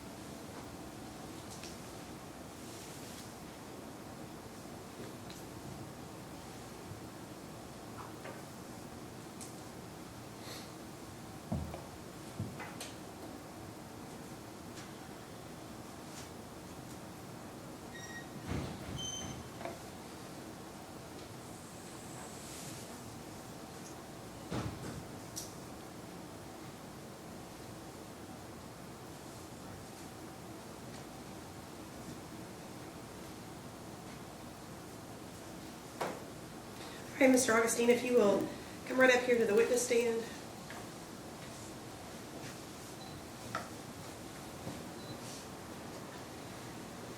And before you sit down, if you will turn and face me and raise your right hand. Do you swear or affirm the testimony you're about to give will be the truth, the whole truth, and nothing but the truth? I do. All right, you may have a seat.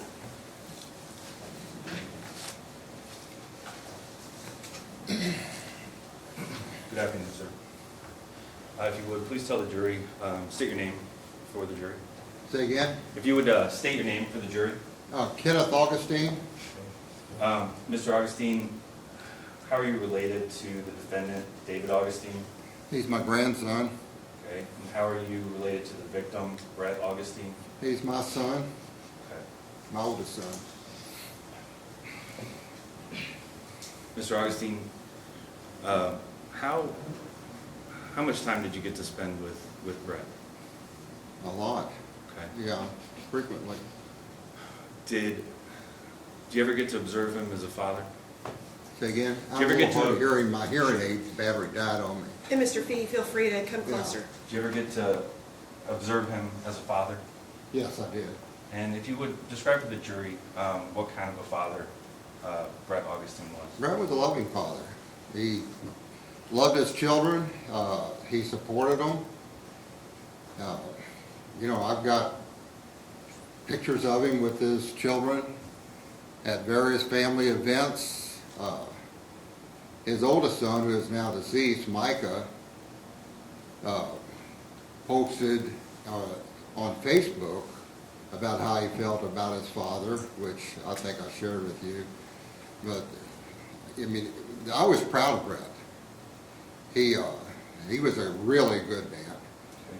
Did you ever see him be violent with any of his children? Never, Okay. never. As a matter of fact, he was not a violent person. Okay. Was Brett trained in weaponry? Yes, he was. As a matter of fact, he taught concealed weapons training before it became a law that where you didn't have it. I even attended one of his classes, and he was very well versed on weapons. That was one of his hobbies, and he knew how to handle a weapon, and he knew the safety procedures. That was the part that impressed me the most when I attended his class, which, you know, I don't own a weapon, but if I did, I think just attending that safety class that he taught should be mandatory. It literally described everything you need to do to be safe with a weapon. Okay. Yeah. So would it be fair to say that he could defend himself with a gun? Oh, yeah. Okay. All right. Yeah, he was a good marksman. Okay. Yeah. All right. I don't have any further questions. All right, any questions? Yes. Mr. McLeod? How long was your son in the military? Yes, sir. How long was he in the military? You gotta get, now, my hearing aids died, battery died on me. Sorry. Mr. McLeod, if you want to, you Yeah. can move closer. How long was your son in the military? Well, let's see, probably a little over a year or so. I don't know exactly how long it was. It's been so long ago, you know, I can't tell you, but he was in there. He was a helicopter mechanic. Okay. Yeah. With the tech school, you don't know how long he was in the military total? Say again? You don't know how long he was in the military? Well, I know it was maybe a year and a half or so, somewhere. I can't tell you exactly how long it was because it's just too long ago. Okay. Yeah. Now, it had been over 5 years since you've been down to the... Say again? It had been over 5 years since you were down at their house. Been over 5 years since I was at their house. Before that, David hadn't seen you for 5 years. I don't know what you're talking about. I was down there frequently. When would you come down? Well, for one thing, Brett was going through a divorce, and so he stayed at my camp at Trebwood Lake for months. I saw him there all the time. I even took David to school several times when he was younger, and of course I saw Danielle, but when they were going through that divorce, of course I avoided physically going there. But I talked to him on the phone and things like that. Which I don't understand the point of it.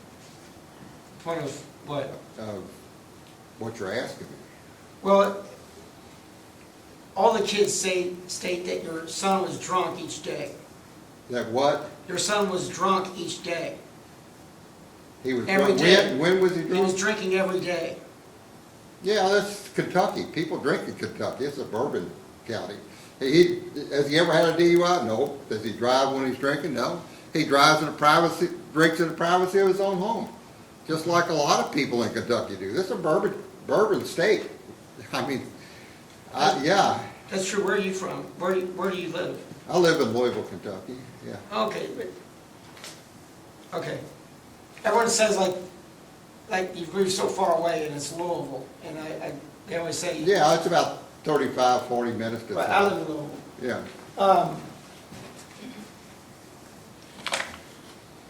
So if he says he hadn't seen you for 5 years, you just live in Louisville, you don't live out of state? Well, I mean, he's been in jail for over 3.5 years, so. 5 before jail. Oh my gosh, that's not true. Okay, Yeah. I don't have any more questions. Yeah. Any follow-up, Mr. Fee? No, Your Honor. All right, thank you, Mr. Augustine, you're excused. Okay, thank you.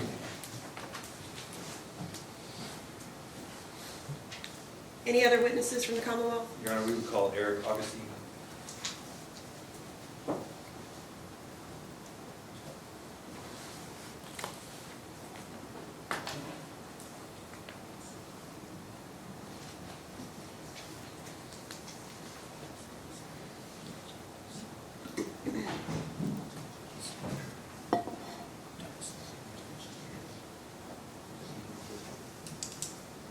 All right, Mr. Augustine, if you'll come right up here to the witness stand.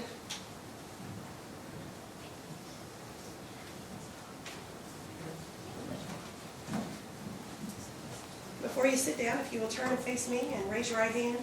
Do you swear or affirm the testimony you're about to give will be the truth, the whole truth, and nothing but the truth? I do. All right, you have a seat. Thank you. Good afternoon. If you would, please tell the jury who you are. My name's Eric Augustine, brother of David Augustine, son of Brett Augustine, and son of Teresa Augustine. Just want to, I'll keep this brief, but did you live in the house with your father and your brother ever? Yes, I have. Okay. Through high school, I did. All right. Were you around, or around David and Brett, or were you kind of doing your own thing at that point? It was more or less doing my own thing, but I was still there at the house. Even after high school, I was still living there prior to everything happening. But before everything started happening, I was actually living with my girlfriend on Washington Street. So. Mr. Augustine, I'm going to have you speak up a little bit, make sure everybody can hear you, okay? When you say when things started happening, what do you mean by that?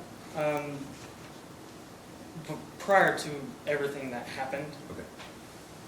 I was already out of the house. Okay. So I was doing my own thing, living my own life, and making my own family. So was Brett Augustine your biological father? No, he adopted me and my older brother Micah at the age of 3.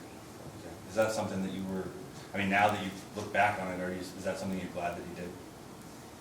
Yeah, I'm actually happy that he did. I wouldn't change it for the world, to be honest with you. Okay. Was your father ever violent with you? I wouldn't necessarily say violent. Did he raise his voice to me? What parent doesn't? Okay. It was more so to get me to obviously do my chores, get my homework done, stuff like that. But never truly physically violent. Okay. Did you ever observe him to be violent with Mr. Augustine, the defendant? With the defendant, no. I've never visually saw that. As I said, I was out of the house by 25 because I was starting my own family, and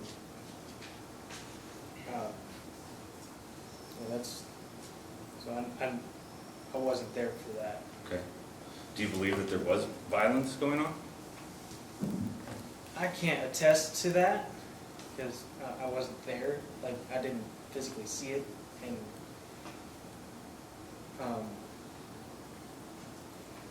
I tried to take care of what I needed to take care of before I went over to my parents' house. Okay. So. All right. No further questions. All right, thank you, Mr. Fee. Mr. McLeod, any questions? Yes, sir. Hey, Eric.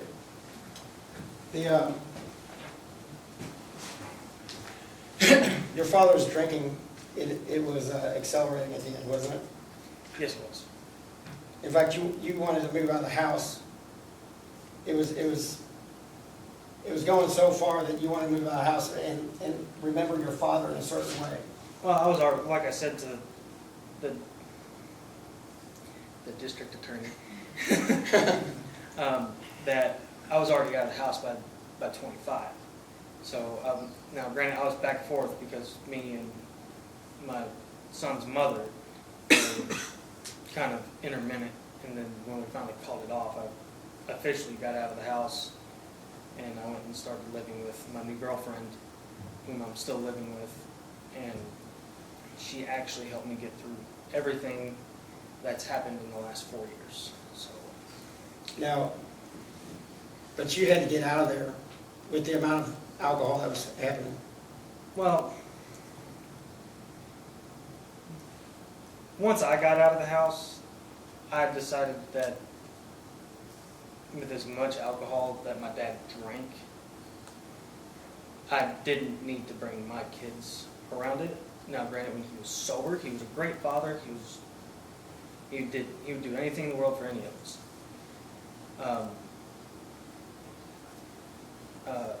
But I just had to, with the arguments and stuff that would start to ensue, I can't mentally deal with that on a day-to-day basis. So I get it.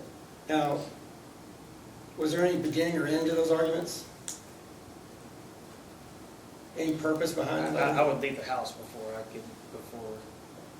the arguments could truly end. But I just, like I said to the district attorney, it was more so arguments where take out the trash, mow the grass, and then obviously clean my room. But once I became a full-grown adult, I'd literally wait to come home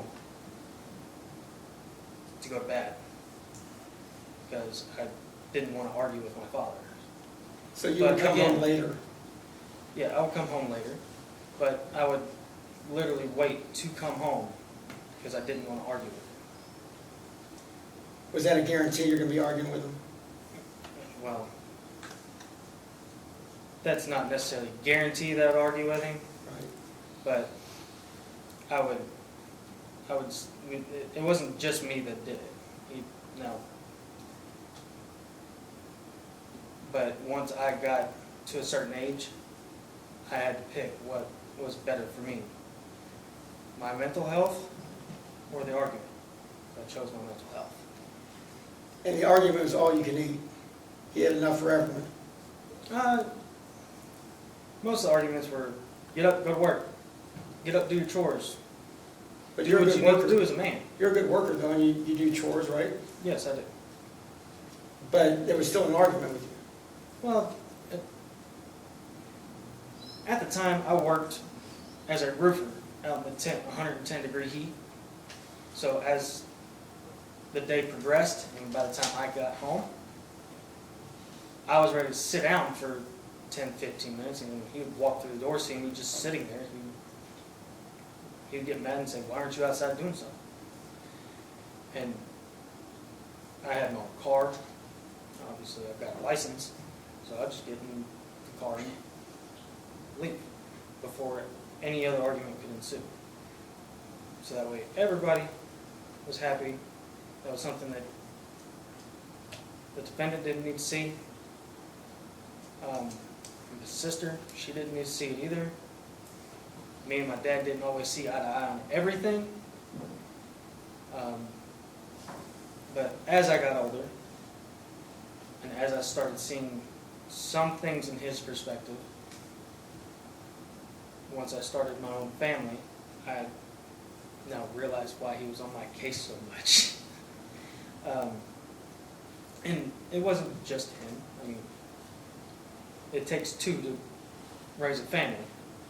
So, and I thank my mother every day for being so hard on me to get to where I need to be, and I thank my dad for the same thing. But yes, we didn't always agree. And as he saw me pulling out the driveway, And then he realized that he had to do it himself, and that he couldn't control what I did. He then figured out, oh, I don't need to make them mad no more. So as time progressed, our relationship got better. I love my entire family, even David. I can't express how much it hurt when I found out everything. How much rage, how much anger, and I did turn to the bottle for about 2 weeks. Now, granted, I wasn't working at the time. I was laid off. Now, during the day, I'd stay up, and it was in the middle of COVID, so I would get up, help my kids with their homework, and then at night, I would drink myself to sleep. And then I realized that wasn't healthy. So I had to get back out into the working force. So I had to do what I had to do as a man to take care of my family. And you do that now, like you do garages and different things?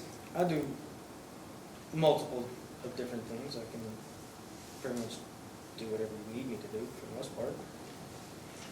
Now this guy, was he treated differently than you and Micah?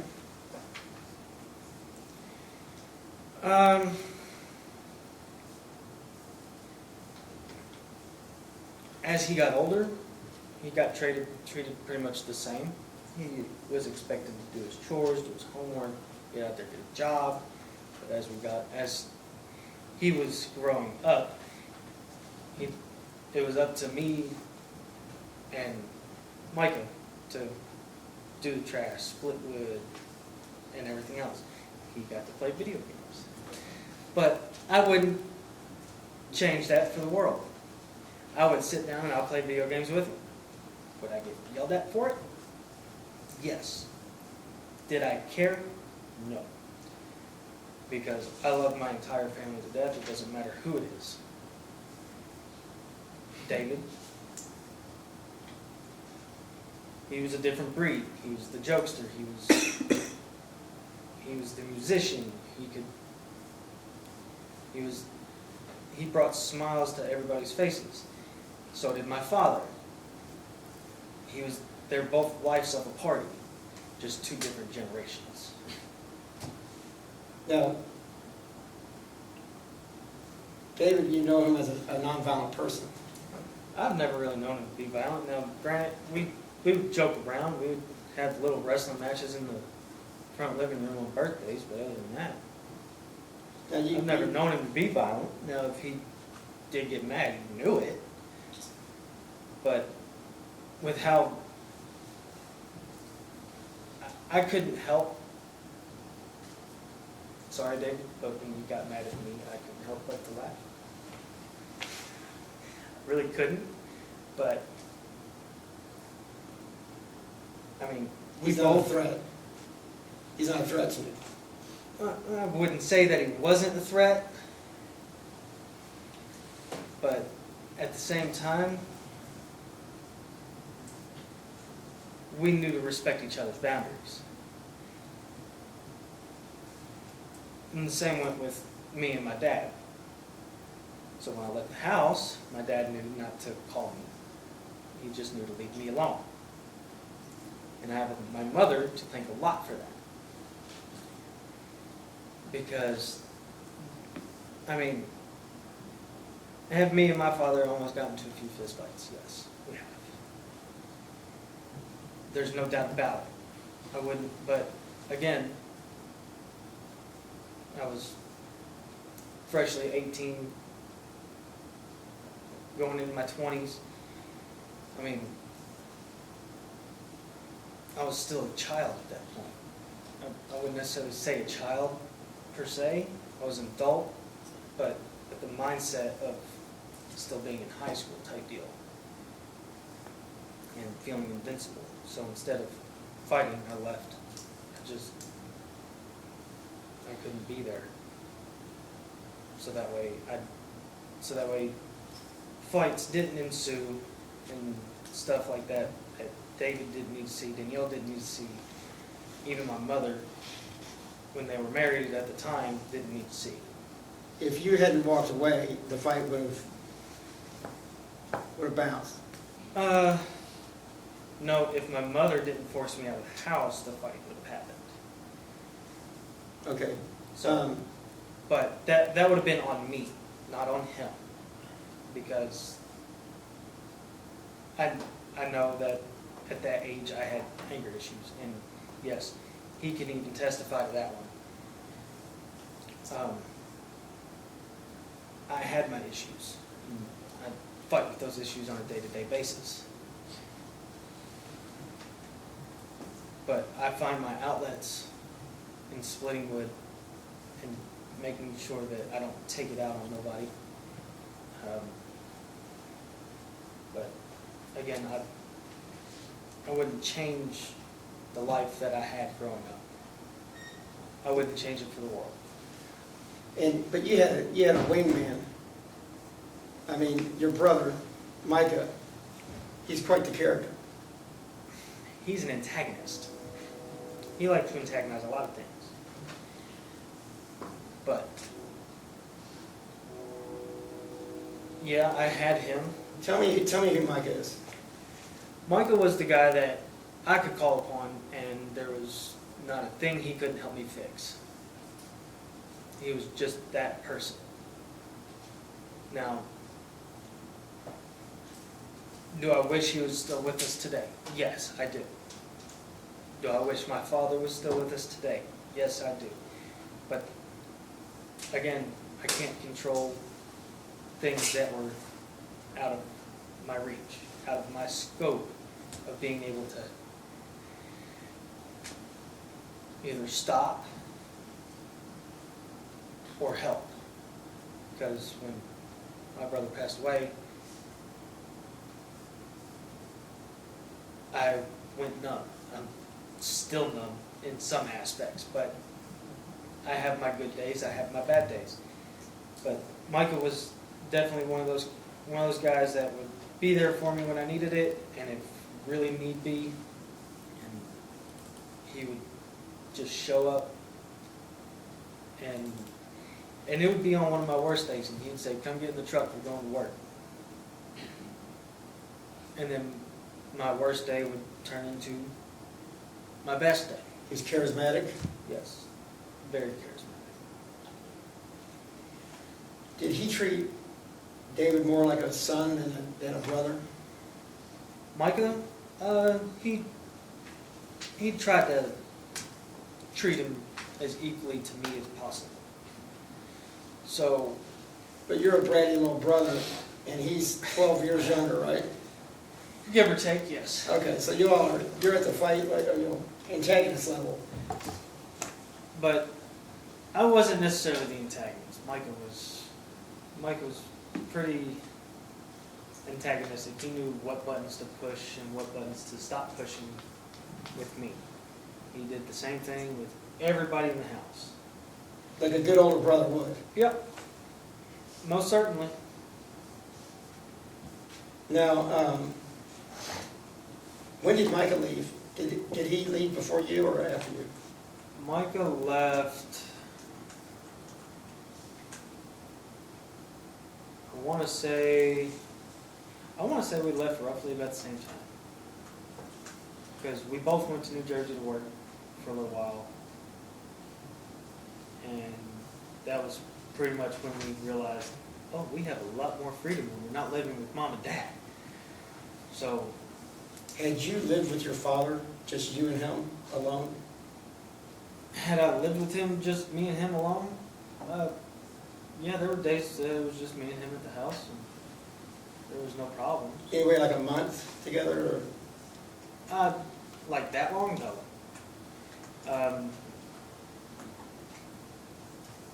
There was always somebody else at the house 90% of the time. Whether it was mom, whether it was Micah, Danielle, or even David, somebody was always there. But we didn't always argue, we didn't always fight, we agreed on some things, we disagreed on a lot of other things. Now he's aware of like size. like he might treat David different than you. Yeah, he was aware of. For speculation. Objection sustained. Had you seen the difference the way he treated David versus you? And I seen a difference? Not really. I mean, were there things that I did growing up that he didn't get to do? Yes. But that was more so because of age difference. Do I wish David had those opportunities? Yes. But again, my dad wasn't necessarily, I'm not going to say the world's greatest father. I'm not going to say he was the world's worst father. He was right there in the middle, and he treated pretty much everybody equally. Well, what about like the dummy smack, something like that? Dummy smack, that was just dummy. You did that wrong.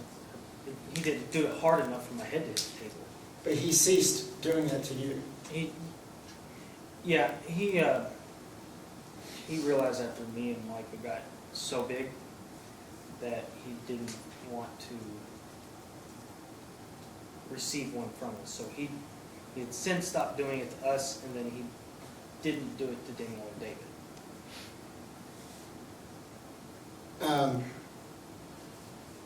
Well, David certainly had a different environment growing up in regards to later in the lives of, I guess, towards the last year. Can you explain the last year of your father's life? The last year of my father's life? No, it wasn't around very often. And David can agree to that. I tried to help David as much as I could. I tried to be there for both of them when I could.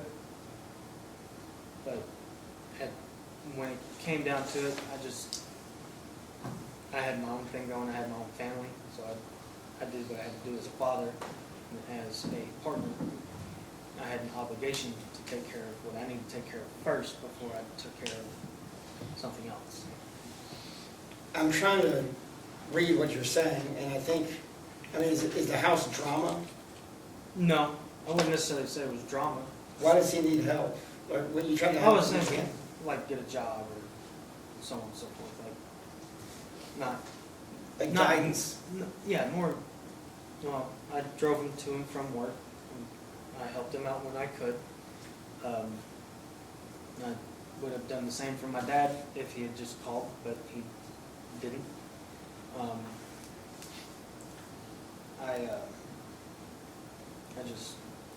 So you're saying like advice, those types of things you'd help David when you could?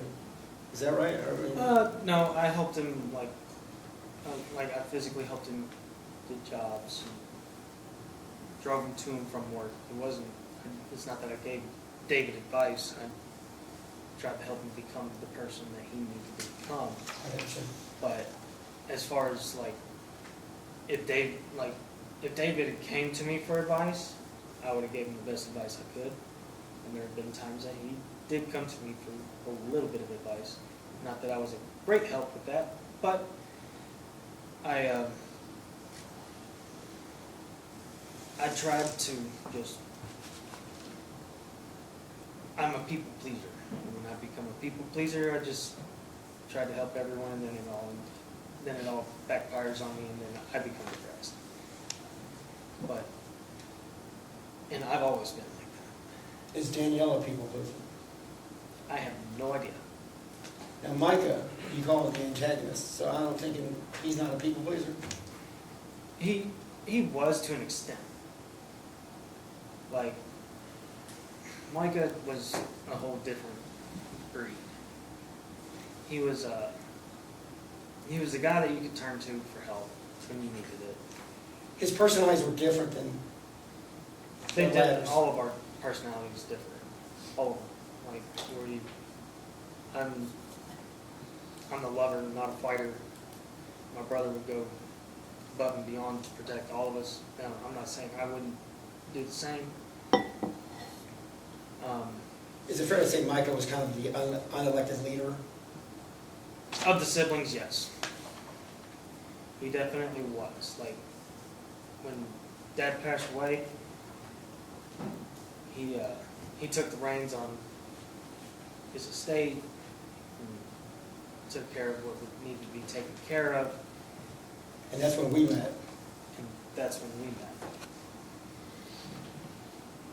2, 3 years ago, I can't remember how long ago it was. Now, is it fair to say, like, when you left that house, you just didn't want to know, you're done with that, you got your own family, And it's not that I said that. right? But you want to concentrate on your own family, and you can't worry yourself with hemorrhage. I wouldn't necessarily say that. Now, did I worry about my mother, my father, my brother, my sister, hell, even Micah? Did I worry about them? Yes. Did I do everything in my power to make sure everybody was okay? Yes. I just have my own obligations, and my obligations took precedence over making sure firewood was split for the winter, making sure that my dad's grass was cut. My obligations at my own home took precedence over what happened, what was happening on Anchorage. Now, when the prosecutor asked if there was violence with your father and David, and you said, I hadn't seen it, but, and he's like, well, do you believe Micah? Or do you believe what you're hearing? Micah told you there was violence. Is that right? I don't speculate on hearsay.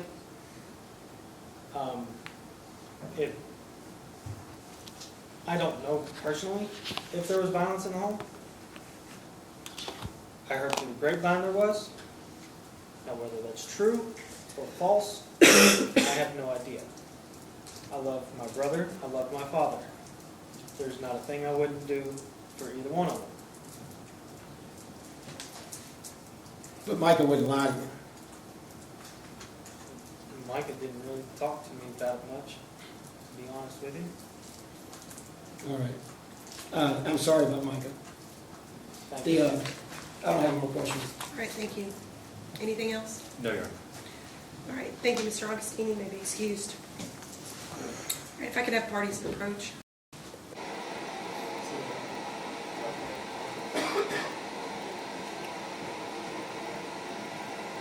Anybody else? More short? Well, from my perspective, it's short. Who is it? Who is it? His girlfriend at the time of his death. I'm teetering with whether or not to take a break or to go ahead and have that person do it and just let them go for it. I can just get it done. You done? Yeah. Is that all right?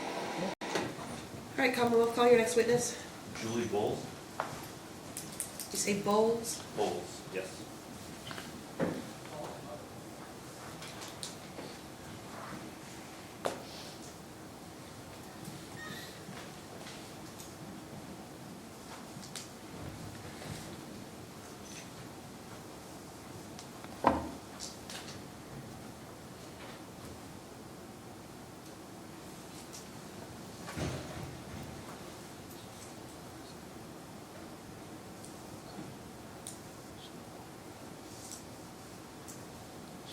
All right, Ms. Bowles, if you'll approach the witness stand.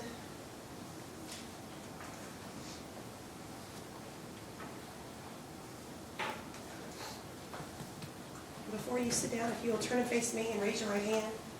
Do you swear or affirm the testimony you're about to give will be the truth, the whole truth, and nothing but the truth? All right, you may have a seat.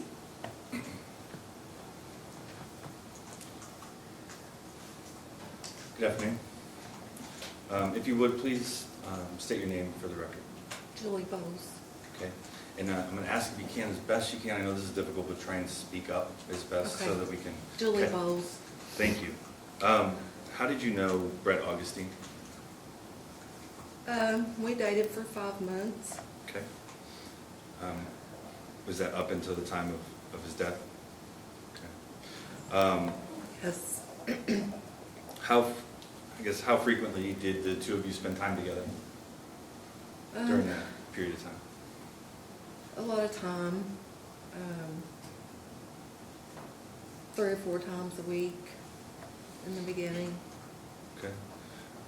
Would that time be spent at your home or at his home?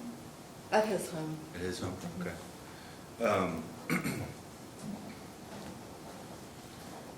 Did you, I guess, ever get to meet the defendant, David Augustine?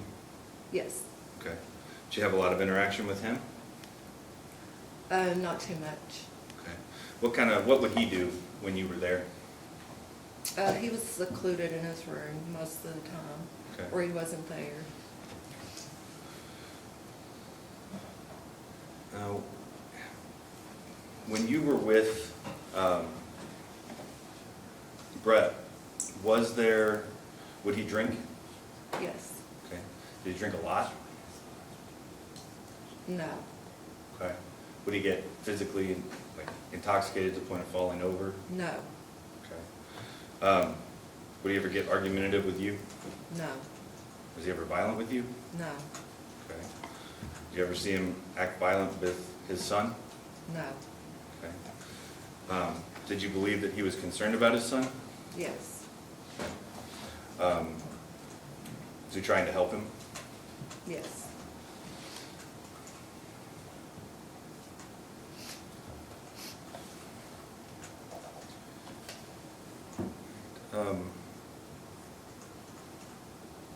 I guess Ms. Bowles, to your knowledge, did his separation from his ex-wife, was that an easy process for him? No. Okay. Was there some animosity there between he and his ex-wife? I believe so. Okay. All right. I don't have any other questions, John. Thank you, Mr. Fee. Mr. McLeod, any questions? Yes, Judge. You would see Mr. Augustine 4 or 5 times a week, or Yes. what time would you go over there? After work. And what time is Around that? 6 o'clock. 6? Uh-huh. Was he already drinking at that time? He may have had, a few beers or, Okay, but that was consistent. yes. Okay. You never had to calm him down around David? No. No? Okay. How well did you know David? I had very few conversations with him. Not well at all. Could you count him on one hand? We interacted probably 3 times. Over a 5-month period? Yes. I would see him go out. If we were in the living room, he would go out. He'd say a few words and then leave.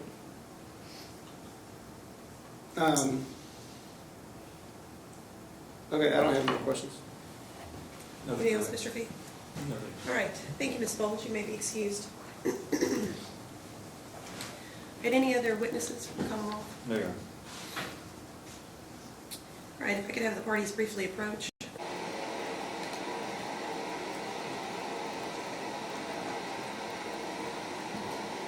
Before I let them go, I want to make sure everybody's right. I'm going to let them go for the day. I'll let them know to be back at 9 o'clock. After they leave, we'll talk about jury instructions. Can I make the same directed verdict now for the rebuttal witnesses? You may. You'll get the same I'm result. gonna stand on the same one. Okay. All right. Thank you all. All right.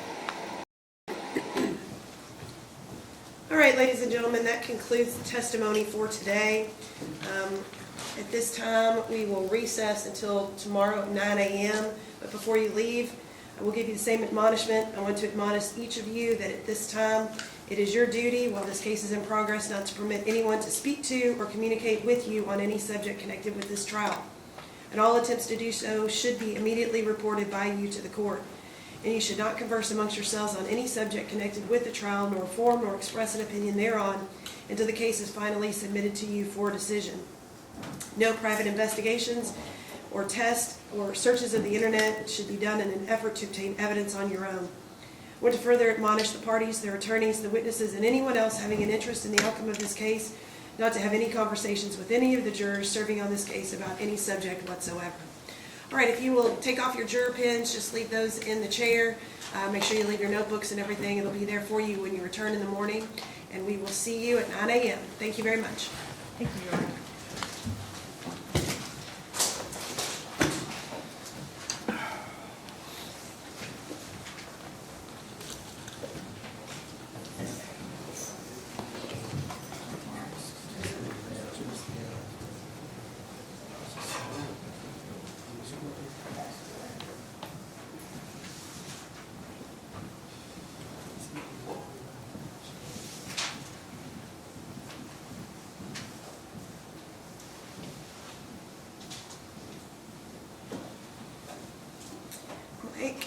Mike, if you want to collect the notebook of the juror that was excused.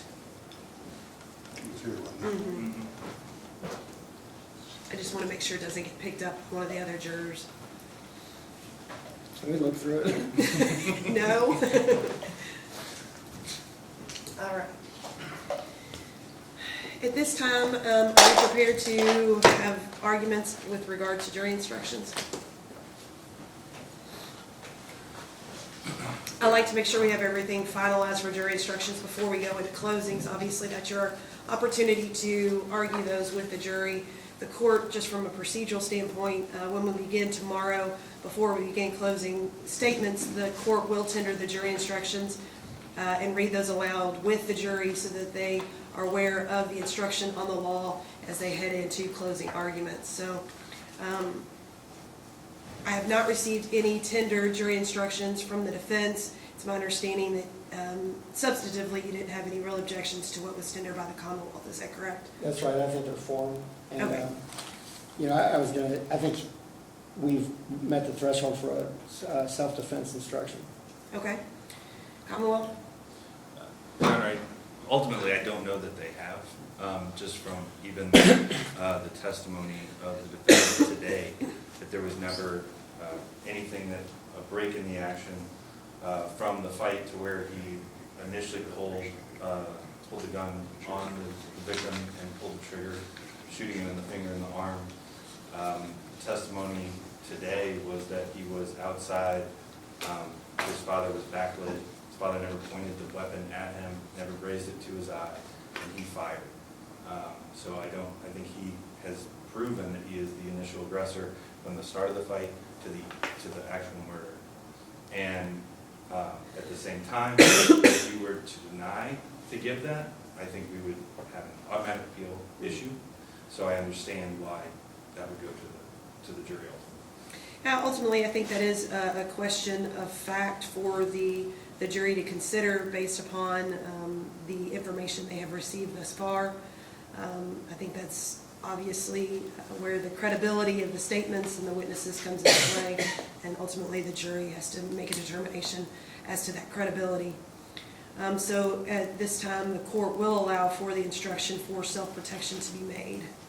And Your Honor, in the original packet, there is a right to remain silent instruction. I don't know if counsel wants to leave it in, but I guess from my perspective, I would remove it just because he testified. Yeah, I think it doesn't make any sense now since the defendant did take the stand. I think it would just add confusion maybe because... It's appropriate. Huh? It's appropriate in this. Yeah, in this particular situation, since he did take the stand, I don't think it's necessary, so I will remove that instruction, right to remain silent. And did the court, I copied counsel on it, did you get I did send a Word document of the instructions earlier today. I did receive that via email. Yes. Mr. McLeod, have you had an opportunity to review that email version? I haven't done that, I'll do it right now. Okay. I didn't know it was. They look like Cooper's, which I don't have a problem with anything of. Yeah, I think from what I gathered as well, I have a copy of Cooper's side by side with the instruction that's been tendered by the Commonwealth, and they do seem to mirror each other.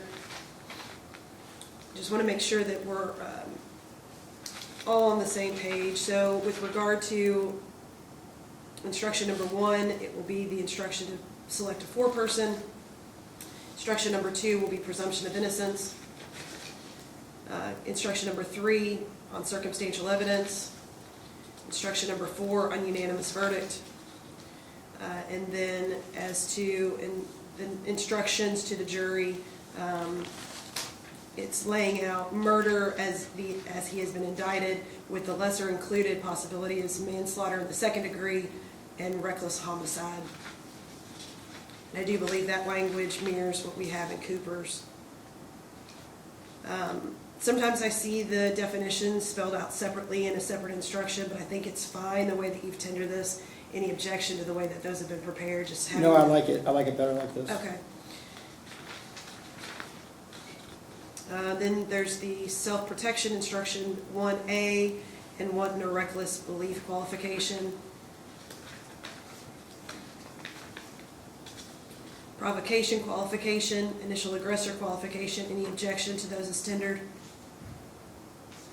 Mayor. I don't think so, Judge. And then the verdicts are laid out just as they've been laid out. Murder with the possibility of not guilty being the first instruction, guilty being the second instruction, and then further instructions to skip ahead should they choose that. Instruction for manslaughter with a verdict form. Then instruction 3, reckless homicide, with the verdict form attached. With wanton endangerment, and I'm using your original form on this one, Mr. Fee, and you may have changed that. Instruction number 4 with regard to wanton endangerment. After A, you have and. I'm not sure that and is necessary. If you will, it reads that in Shelby County on or about April 15, 2020, the defendant, David Augustine, and then you have and wantonly engaged. I think the and can be stricken there, but. Yes, sir. Okay. Otherwise, I think it reads just as Cooper's with the definition included. Any objection to that tendered instruction, Mr. McLeod? No. And thanks, John, for drawing that. All right. Then we have the instruction number or verdict under 4, fleeing and evading first degree vehicle. Any objections to that as tendered, Mr. McLeod? No, not that I can see now. Following verdict number or verdict instruction 5, same way. Now guilty is listed first, then guilty. Fleeing and evading in the first degree on foot. Any objection to the tendered instruction? No. Accompanying verdict form after. And then instruction number 7, resisting arrest. Any objection to the tendered instruction as to resisting arrest?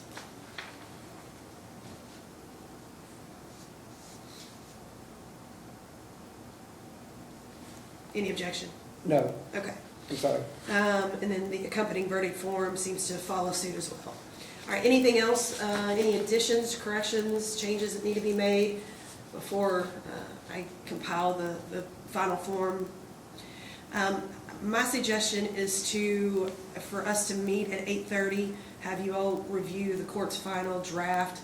That way, if there's anything that does need to be changed, we have a few minutes to do that before the jury comes in at 9. Anything else we need to take up? I don't believe so, Your Honor. All right, then we will reconvene at 8:30. Thank you all. Thank you, Judge. Thank you.